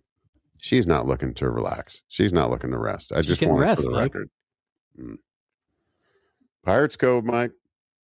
Isaac setting up the bar as Stubing sneaks in. Asks Isaac if he's alone in a whisper. He tells Isaac that he missed dinner. I think he'd be a little more frantic, don't you? He didn't even have access to food at this point. He would be flipping out. And also, no captain's table to speak of. How could he not have the awkward captain's table with Monica With no and Brad? captain. Oh, that would have been good. Right? They felt like they were very light on sets this week. Yeah. Yeah. They used that same railing like for every. There was like 3 sets. That was it. And stock footage that says "Welcome to Puerto Vallarta." Isaac offers him some milk, and I'm like, he didn't ask for milk, dude. He asked for food. Just you better saying. make that ice cream. Right. You better solidify it. Isaac says, "Why are we whispering?" He explains he doesn't want her to find him. What time do you think this is? I was wondering that too. If it's he's in his little outfit, so it's night for sure. And you missed I don't think Pirates Cove is open late. I think that's what it is. I think that's like the daytime place, right? But then it closed. This isn't daytime. It's not daytime. And Isaac works the primetime bars at dinner time. Yeah, I don't know why he would even be in there if it's not open. Well, and I have even more questions when Isaac comes back with this paltry food, because you would assume they don't go through all their food at night. They anything not eating, it just scrape and shuck to the porthole. I mean, especially if Stubing wasn't there, they're not out of food. There's so much. There's something's wrong. The ship's off balance. We have too much food on the right-hand side of the ship. It's veering like Captain Stubing's car. I mean, were there just a bunch of passengers at the table just waiting for him to show up because he's supposed to do a captain's table? Now and again, this is where a good show, a good episode could have done a 3-second thing where it's just like everybody's sitting there waiting. Right. That's it. Like a real, thing. But this wasn't that. Look at his watch. This wasn't that. Look at her watch. Something. Yeah, Brad do one of those things where this crap never happened when I was captain. Yeah. Or Brad takes over the table. Yeah. Well, screw this. Yeah. You're my daughter now, Vicky. Yeah. Stubby thought I would be a better son. It gets real deep. Yeah. Wow. And then Milo shows up. You know what's funny is I can't see that guy, Brad. There's no Stubby in Brad's future in my mind. Like there's no I don't see him. I felt like it was such an empty part the way it was. We can do a lot of work with that friends and family category, but yeah, it's a shame because he had a good voice. Great voice. But they didn't give him anything to do. No. As Stubing pours a glass of milk, Monica walks in. Stubing's now pouring the milk all over the bar. Boy. Oh no. Show you how shook I am by how I pour milk. She asked where Stubing's been, and she's looked all over for him. She asked if he's trying to avoid her. This is when he should have said, "Yeah, because you're making me feel uncomfortable because we're such good friends." Right. Also, Stubing says, all day. "Right, I haven't eaten all day and I'm shaky. Like, don't get between me and that tuna sandwich, Monica." She says, "Maybe you feel like I'm too old." What? Is it time? Can we come back to this now? It's completely ridiculous. I want to save it for when they do the big review. Okay. All right. Stubing says, "You're as lovely as ever. Any man would be proud to have you." She says, I was hoping you'd feel that way, and plants a smooch on him. And then this elite Doc. Oh, like a ninja. Beverly Hills Ninja, Adam Bricker, walks into Pirates Cove undetected. Was he wearing just socks? He had socks on, tiptoeing. No reason to be in there. None. Maybe he's looking for a sandwich too. Who knows? Sees the two of them locked in a smooch and immediately exits. And he's like, "Whoa." Oh. Or did he say oops? Like it was something like that. It was Doc went in there because he missed dinner, but Doc always misses dinner. So. Yeah. He's looking for strays. Does anybody still? Did you eat my tuna fish, Merrill? How dare you? He counts on that sandwich. Monica tells Stubing that this place is too public, that they need someplace more private, lots more private. Ugh. And then she says toodaloo and leaves. Why didn't she try to whisk him away here? Wasn't she making the move now? Yeah, I mean, Why did she go once you toodaloo? smooch somebody in public, you've kind of already cast your line there. I mean, Brad sounds like Brad's a sleepy fella. So, Apparently, you see, a deep sleepy fella. Brad's got a little bit of Richard Roundtree in him. Just something. He just he just numb. This guy. Isaac returns. That's why they had to take his ship away. He was hot milking it. He was hot milking it. So. Isaac returns with a tuna sandwich, but Steubing says he lost his appetite. I don't believe that. Nope. These are all Isaac to Steubing says, if you didn't want the milk, why didn't you leave it in the bottle? And of course we go to a commercial break with that awful line. At this point, it's falling apart. It's in shambles. We're just trying to drag this thing over the finish line. Back from break, we see Gopher in the midst of a very deep dive into the Romulac information. Isaac walks up. Gopher is just telling, this is amazing, saying that, thousands of humans have been kidnapped by Romulans. Isaac says, shh, we're not alone. He points to the tables. Points to the flowers on the table. Why wouldn't Isaac tell Gopher? Well, she asked him not to. Morton. But why would she let Gopher? You know what I'm saying? Why would Isaac let his boy? He didn't. Why does Isaac have any loyalty? Gopher's kind of she's a big tipper on the steak and wine bill. I guess. But Gopher's just a dummy. They portray him. He's just a moron. But that's why I think he didn't tell him, because Gopher's constantly screwing things up. He screwed up that fight with Swag and Lou Jack last week. Yeah, he did. And something else. Didn't he also screwed up the klepto stealing the stuff? Yes, he did. Yeah, he didn't do that right. He brought him. He had him meat at the salad. Yeah, here's your answer. Gopher screws up everything. That's why. Gopher's just messing everything up this year. He puts the book over the flowers. He tells Isaac, goes on and on. Isaac saying that the answers to the Bermuda Triangle is in the book. All the missing ships were taken to Romulac. Morton walks up and says, I'm afraid I committed the cardinal sin of science, falling in love with my subject. Gopher says it's ridiculous. He asked Morton if he remembers what happened to Buck Blake in Prisoner of Romulac, available at the merch store. Morton tells Gopher that he can't help it. Isaac asks Morton, what if she's not from Romulac? Gopher says, take my word for it. We just have to find out if she's a queen. So apparently, Mike, if you have a green star birthmark on your right shoulder blade, please tell me you drew in a green star on your right shoulder blade. I was running late. My apologies. Oh, darn it. Yeah. If Eleanor has that green star, pick up your laundry. We're all going to Romulac. Pack up the car. Doc finds Steubing on the bridge, says, you animal to Steubing, those fancy moves last night were worthy of him. Steubing explained the situation. Doc says she needs more attention from her husband than she's been getting. And I wrote, no shit, Doc. No kidding. What? There's not a mystery here, sir. Steubing says, you really think that's all it'll take? Doc says, for me, it's different. How much could it take for her to forget about you? Which is really funny. Total asshole thing to say. He's crapping on him like when Dick Van Patten was trying to give him that job a couple weeks ago. He's just like, you suck. Just Don Rickles this week, Doc. Jeez. Welcome to Puerto Vallarta. We see Eleanor sitting on deck and still reading the Secret and Private Life of Plants.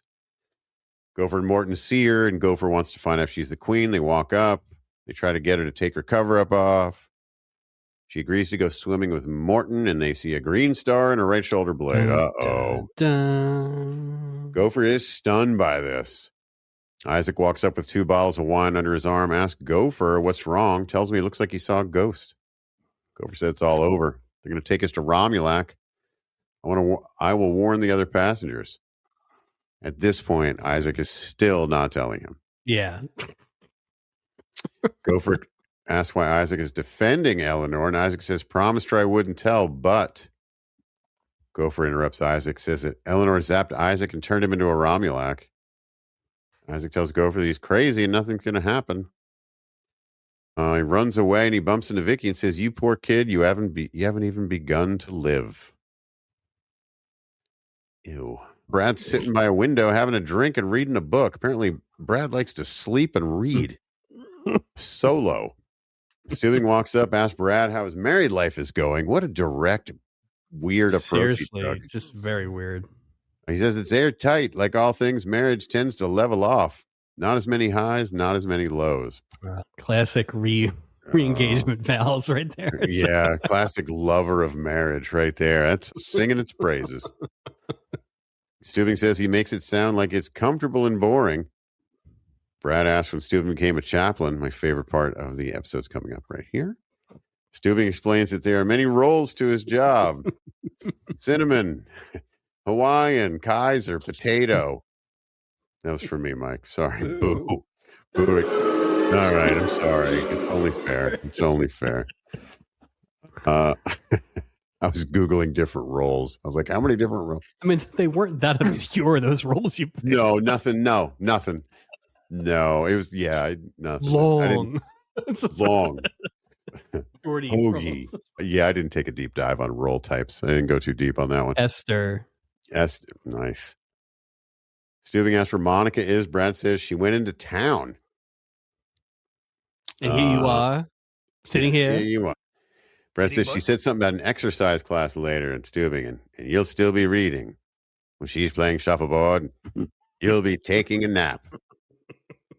And Brad's like, hey, assholes, there's something else on your mind here? Like, Jesus, bro.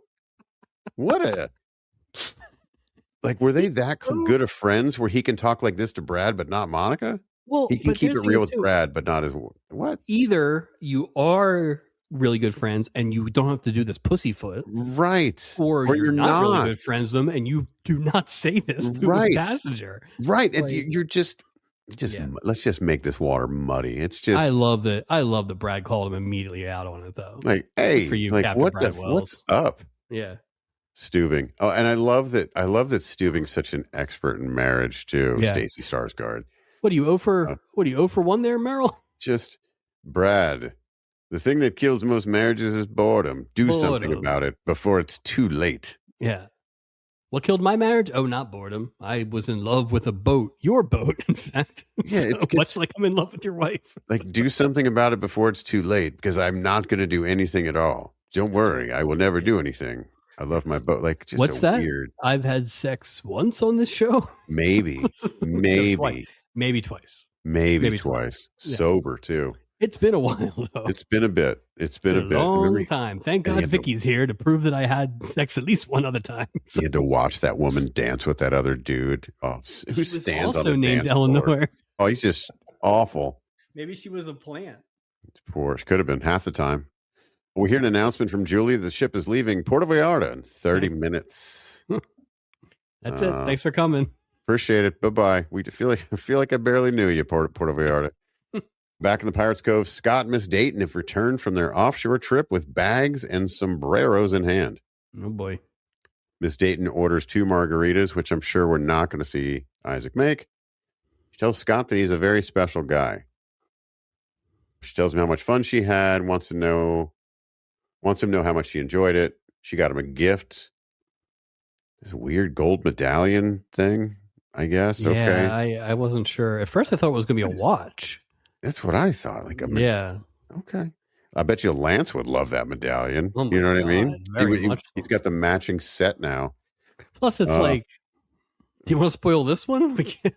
Right. Like, so she goes to put it on him with her, she's holding it in her fake wedding ring hand. I guess I could have said left hand. Why is she still wearing the ring? I have no idea. She likes the guy. Idea. The whole reason that she wears it is to stay away. She's got this guy as her bulletproof vest. Why is she still wearing the ring? Plus, you spent she thought all she was day getting mobbed by the civilians in Puerto Vallarta. I don't know. You spent all day shopping. Have you ever gone shopping with somebody all day? You're talking about anything. No. Yeah. It's weird. So she asked if they can go to the dance. Another dance mentioned. Big dance after party. Dinner tonight. Or why don't you just go dancing? Scott says, afraid not. He made other plans. Boy. She does not take this well.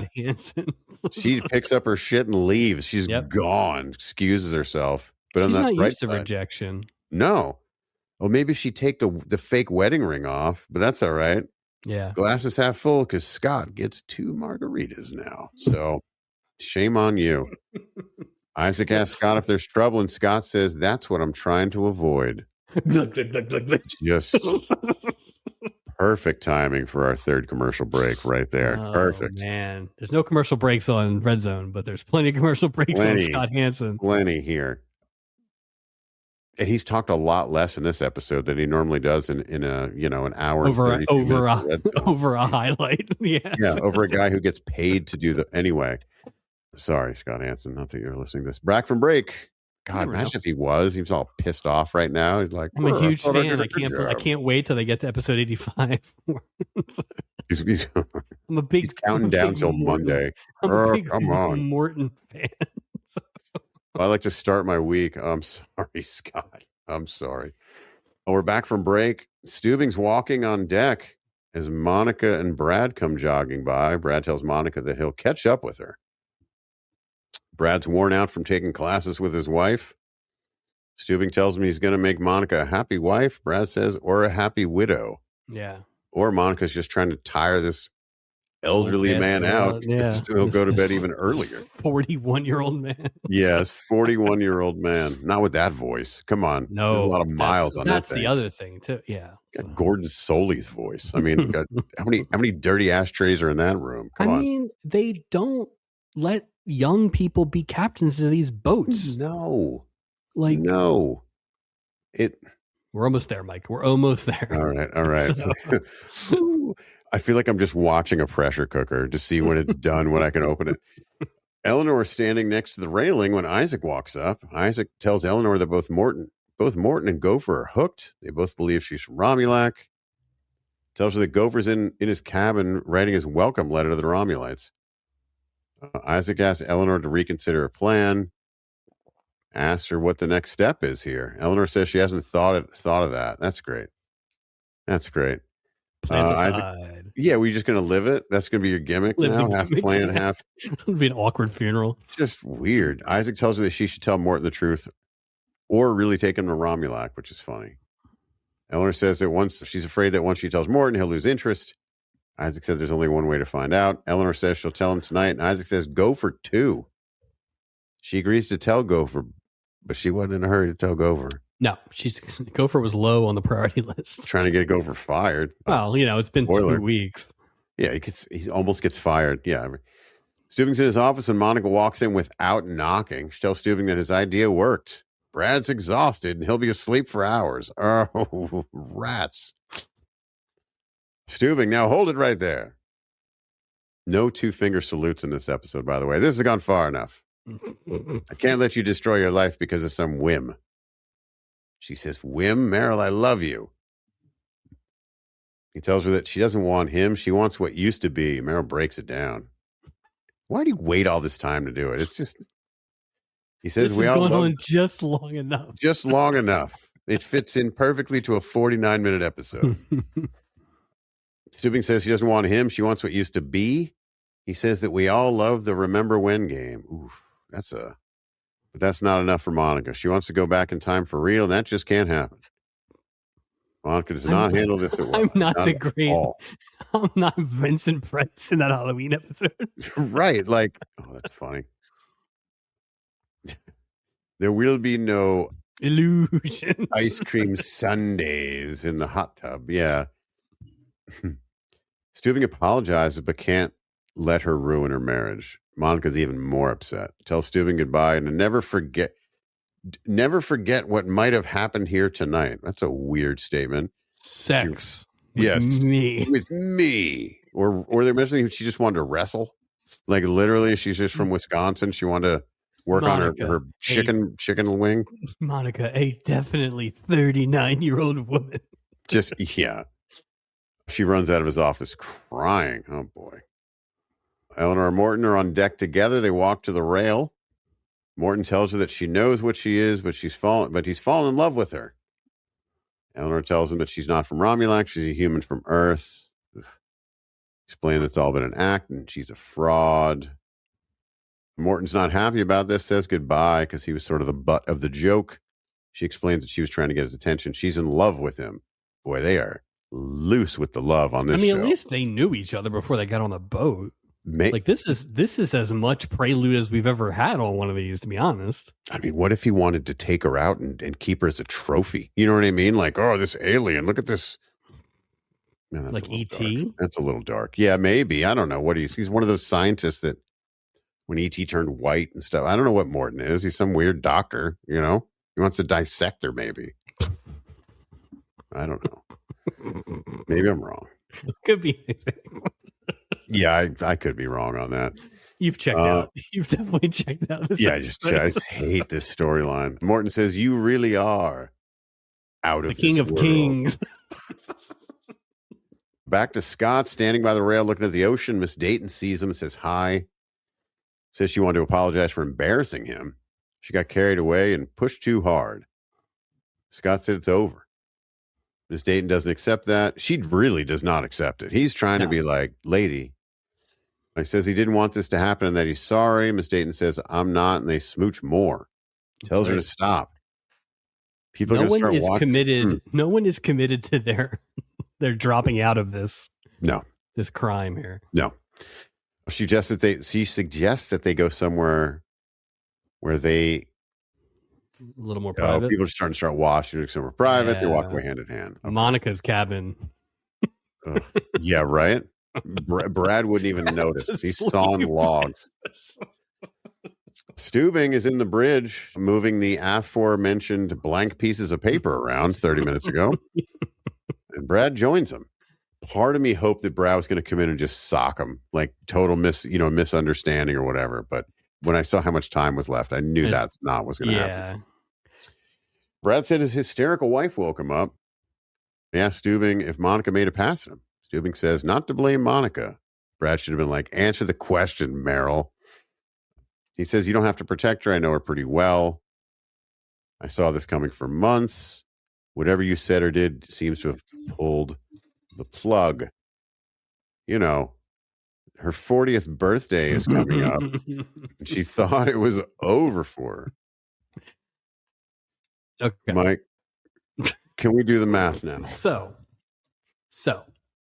yes. So, first of all, let me say, when the characters of the Wells family came on screen, my wife was sitting in the room, and I said, how old do you think these people are? These Fair characters. question. I said, how old do you think these are? And she's seen a few episodes, enough to know that they age weird. And so she kind of baked that into her calculus. Sure. Well, you have to. Her guess, I mean, that's the reality. Yeah. Her guess was... Wait. Before you say it, can I guess what her guess is? Yes, absolutely. I would think she's got to think that guy's at least mid-50s, mid to late 50s, and she's early 50s. 55. Yeah. For both. She took 55 on the both, so which I think was a fair guess. I would agree.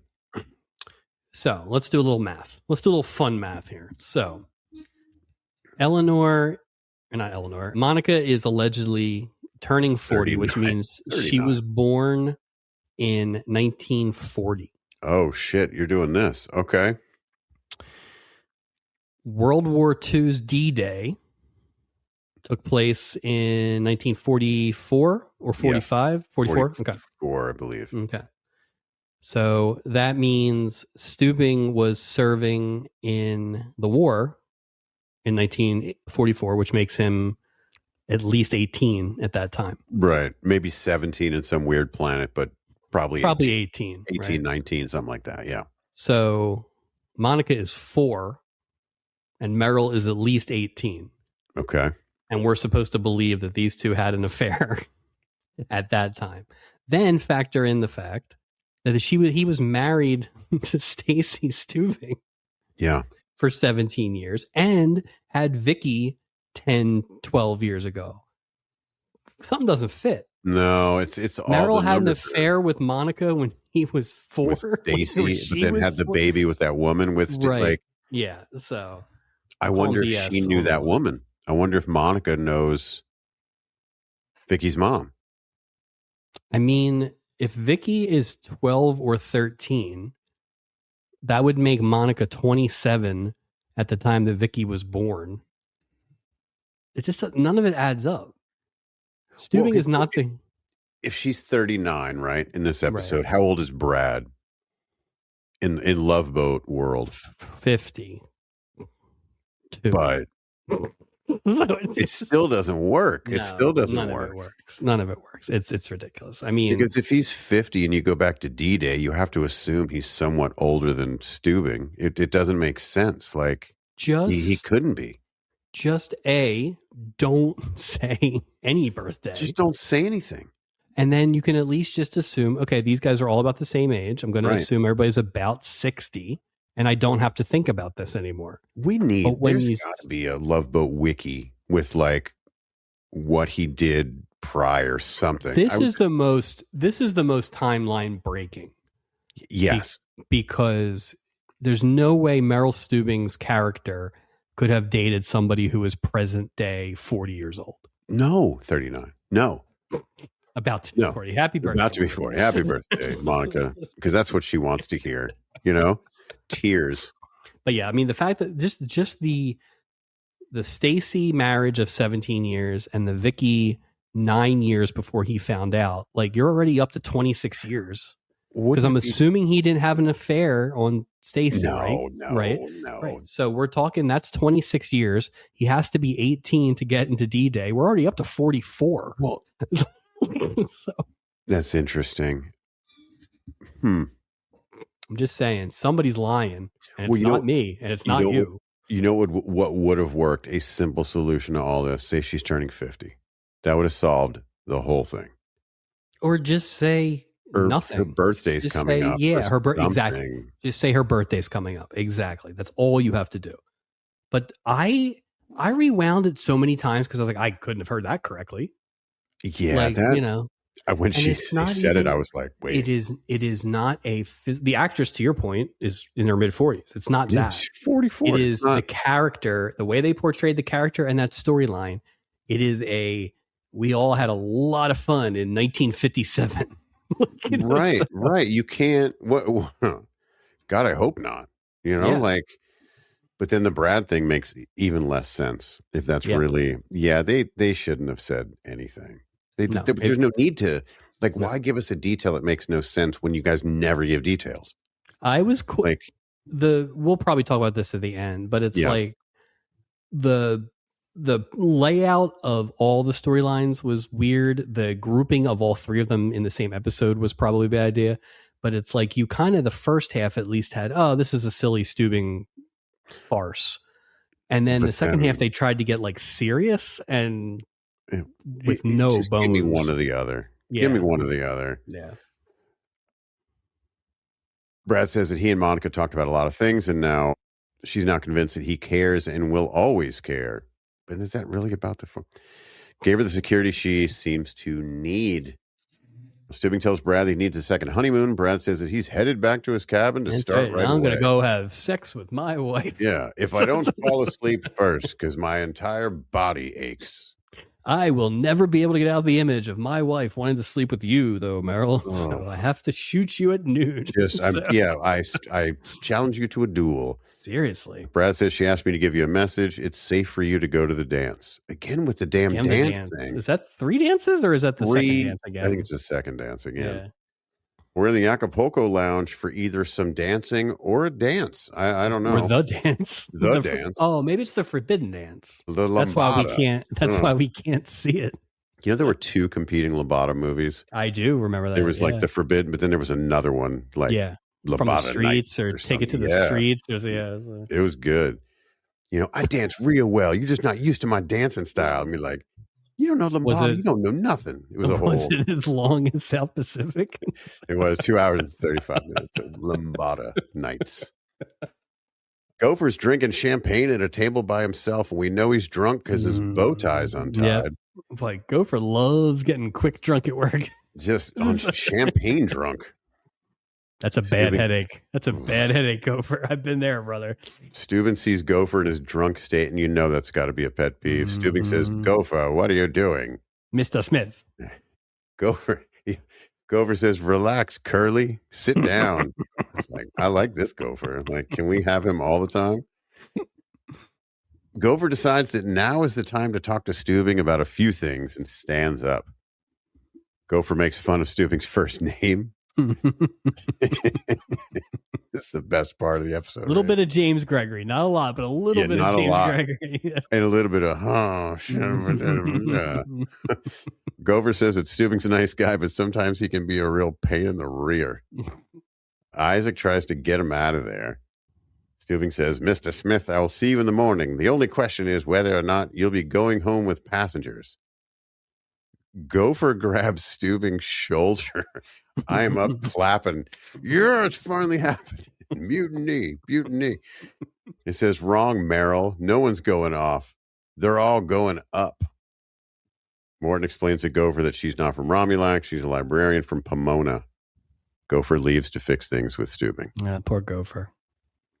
Steve and Miss Dayton are hugging in her cabin. Steve says, oh boy, that she'll be a tough lady to forget.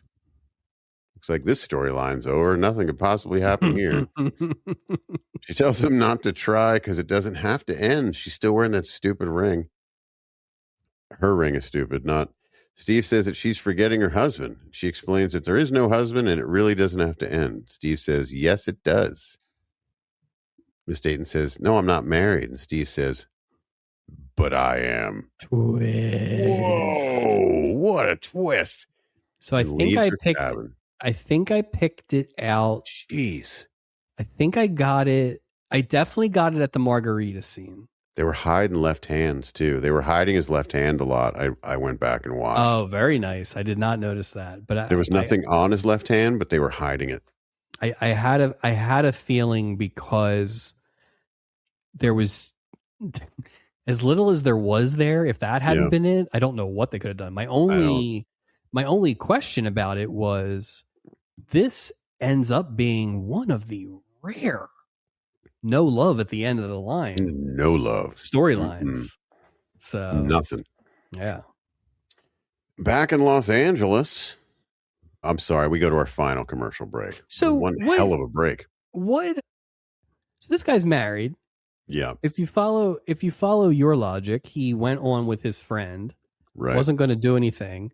Next thing you know, he's sleeping with a famous supermodel. I mean, so you really think now let me ask you this, Mike. Why is this different than the sisters who went on the boat and slept with all those shortstops? Remember, we were just naming random ones. There is no difference, right? Yeah. There is no difference. The Gooch. I'm looking for it. We have to assume that Lance is on there quite a bit. Right. It's this. No, you can't. Well, let me ask you though, is Scott, or is the only reason Scott did this because she's a supermodel and she kept pushing? No, I mean that from, I think Lance's motivations are the same as those ladies, but I don't know about Scott, despite the end result. Something tells me that if you ended up on this cruise with whoever our friend equivalent of Lance Michaels, we know who it is. Any of them, could be a couple of them. Yeah. So there's no way where you accidentally sleep with a supermodel. No, there's just not. No.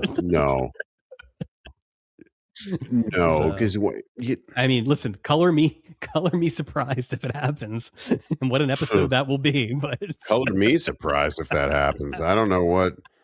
Yeah, no. I think you're right, and maybe I'm giving him benefit of the doubt because I'm a big Diagnosis Murder fan.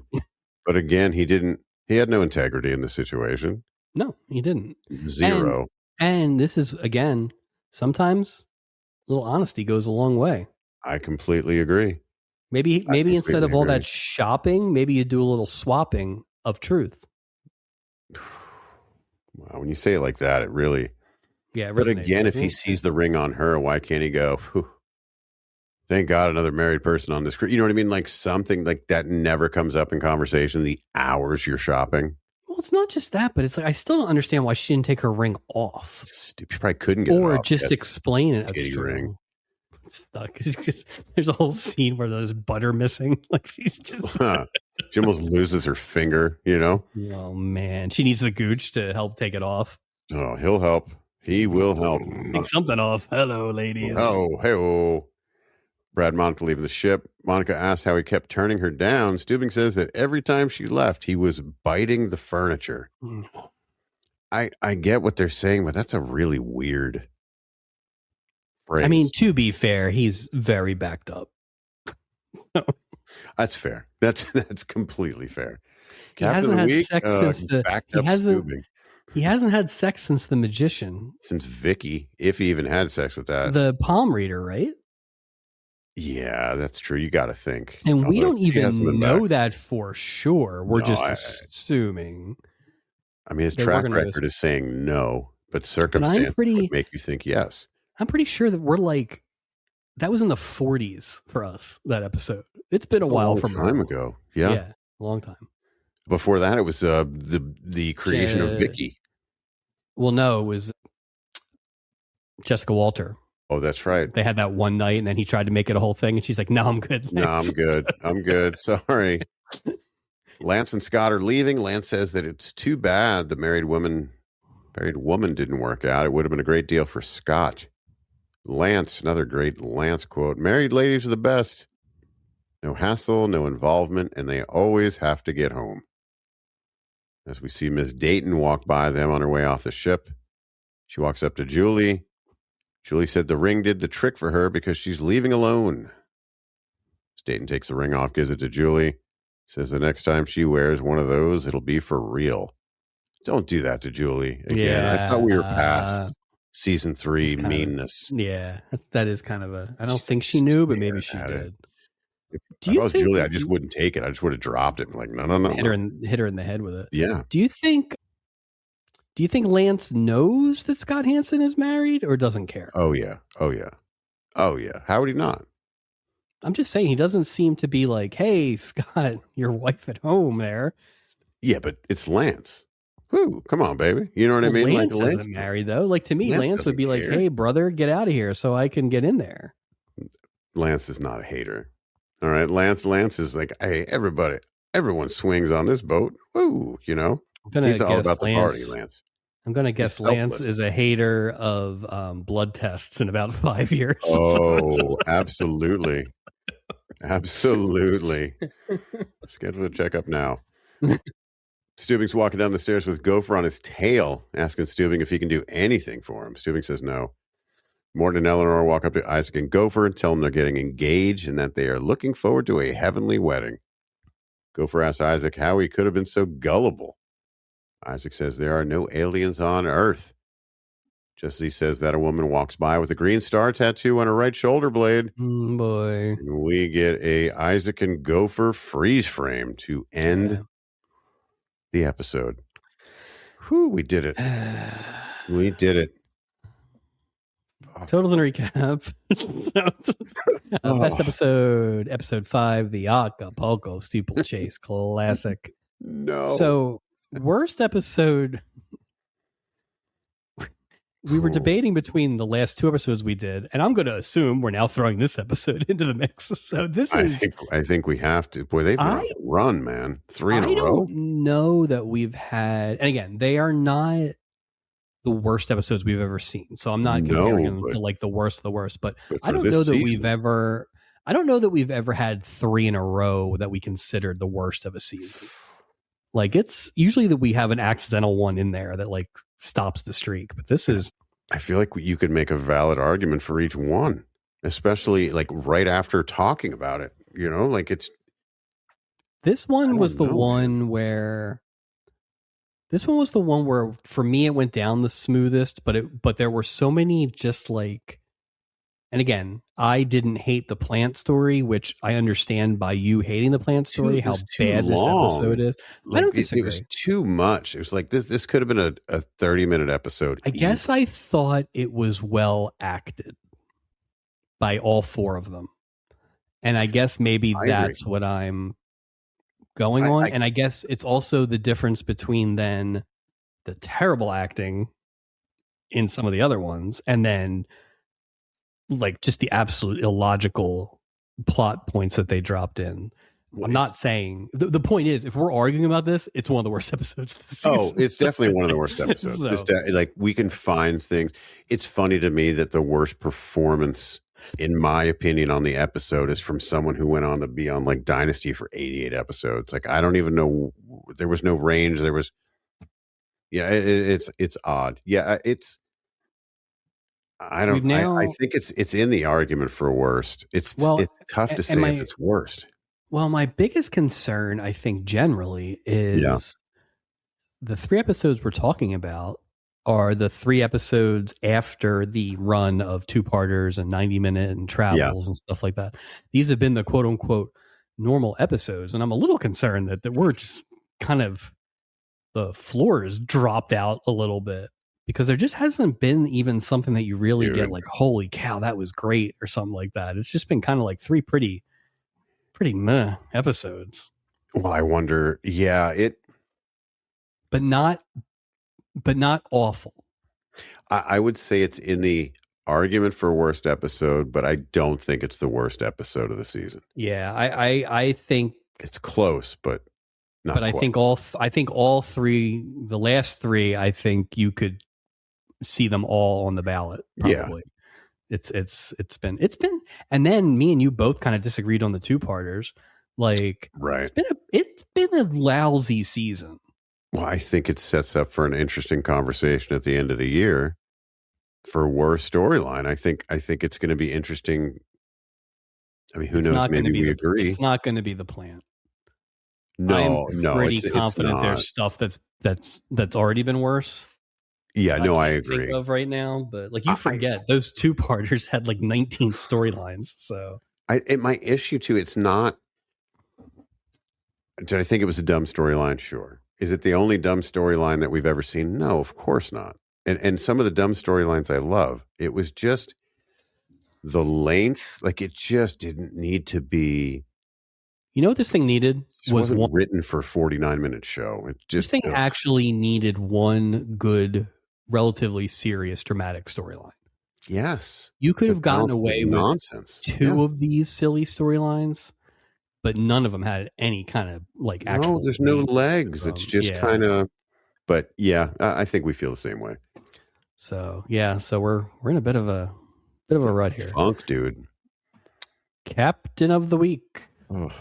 Is there a captain of the week this week? I would. If we're talking acting, I thought Tom Smothers did a good job. I thought Gopher did a good job, but I'm having a real tough time thinking of anyone that should wear that hat this week. You? I'm stumped here. I thought there was a lot of good. Like I said, I thought all 4 people in the plant storyline were good. Right. And I thought Barry Van Dyke was good. And for what it was, I thought the Gooch was good. The Gooch, yeah. But nobody so nobody stole it. Nobody you know popped. I mean? No. Nobody popped. And that's honestly, last week.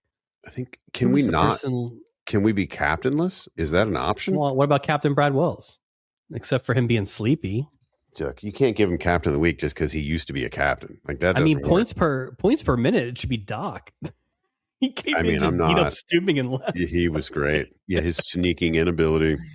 Yeah, but we need, and I'm probably like already. I mean, God, we're basically a third of the season done now, which is crazy. That's but like, there's not a lot of performances that I'm like, oh yeah, that was and we definitely don't have lower the bar all season. We've had to lower that bar. We don't have a season of by any means. Like even the Julie comeback season, which I still agree with. Really, the last couple of weeks, she's had as little to do as Doc has. She had everything too. And it's funny. Remember before the season started, we were like, "All right, the strike, we get it." But now, these are the ones after the strike. Theoretically, look, I would think next week has to be the Christmas episode. Yes, I mean it's on the 20th. I think it is the Christmas. I think we actually get a real. Well, Christmas. We'll see. I did look ahead, so I'm sure you have something. But it's, I struggle.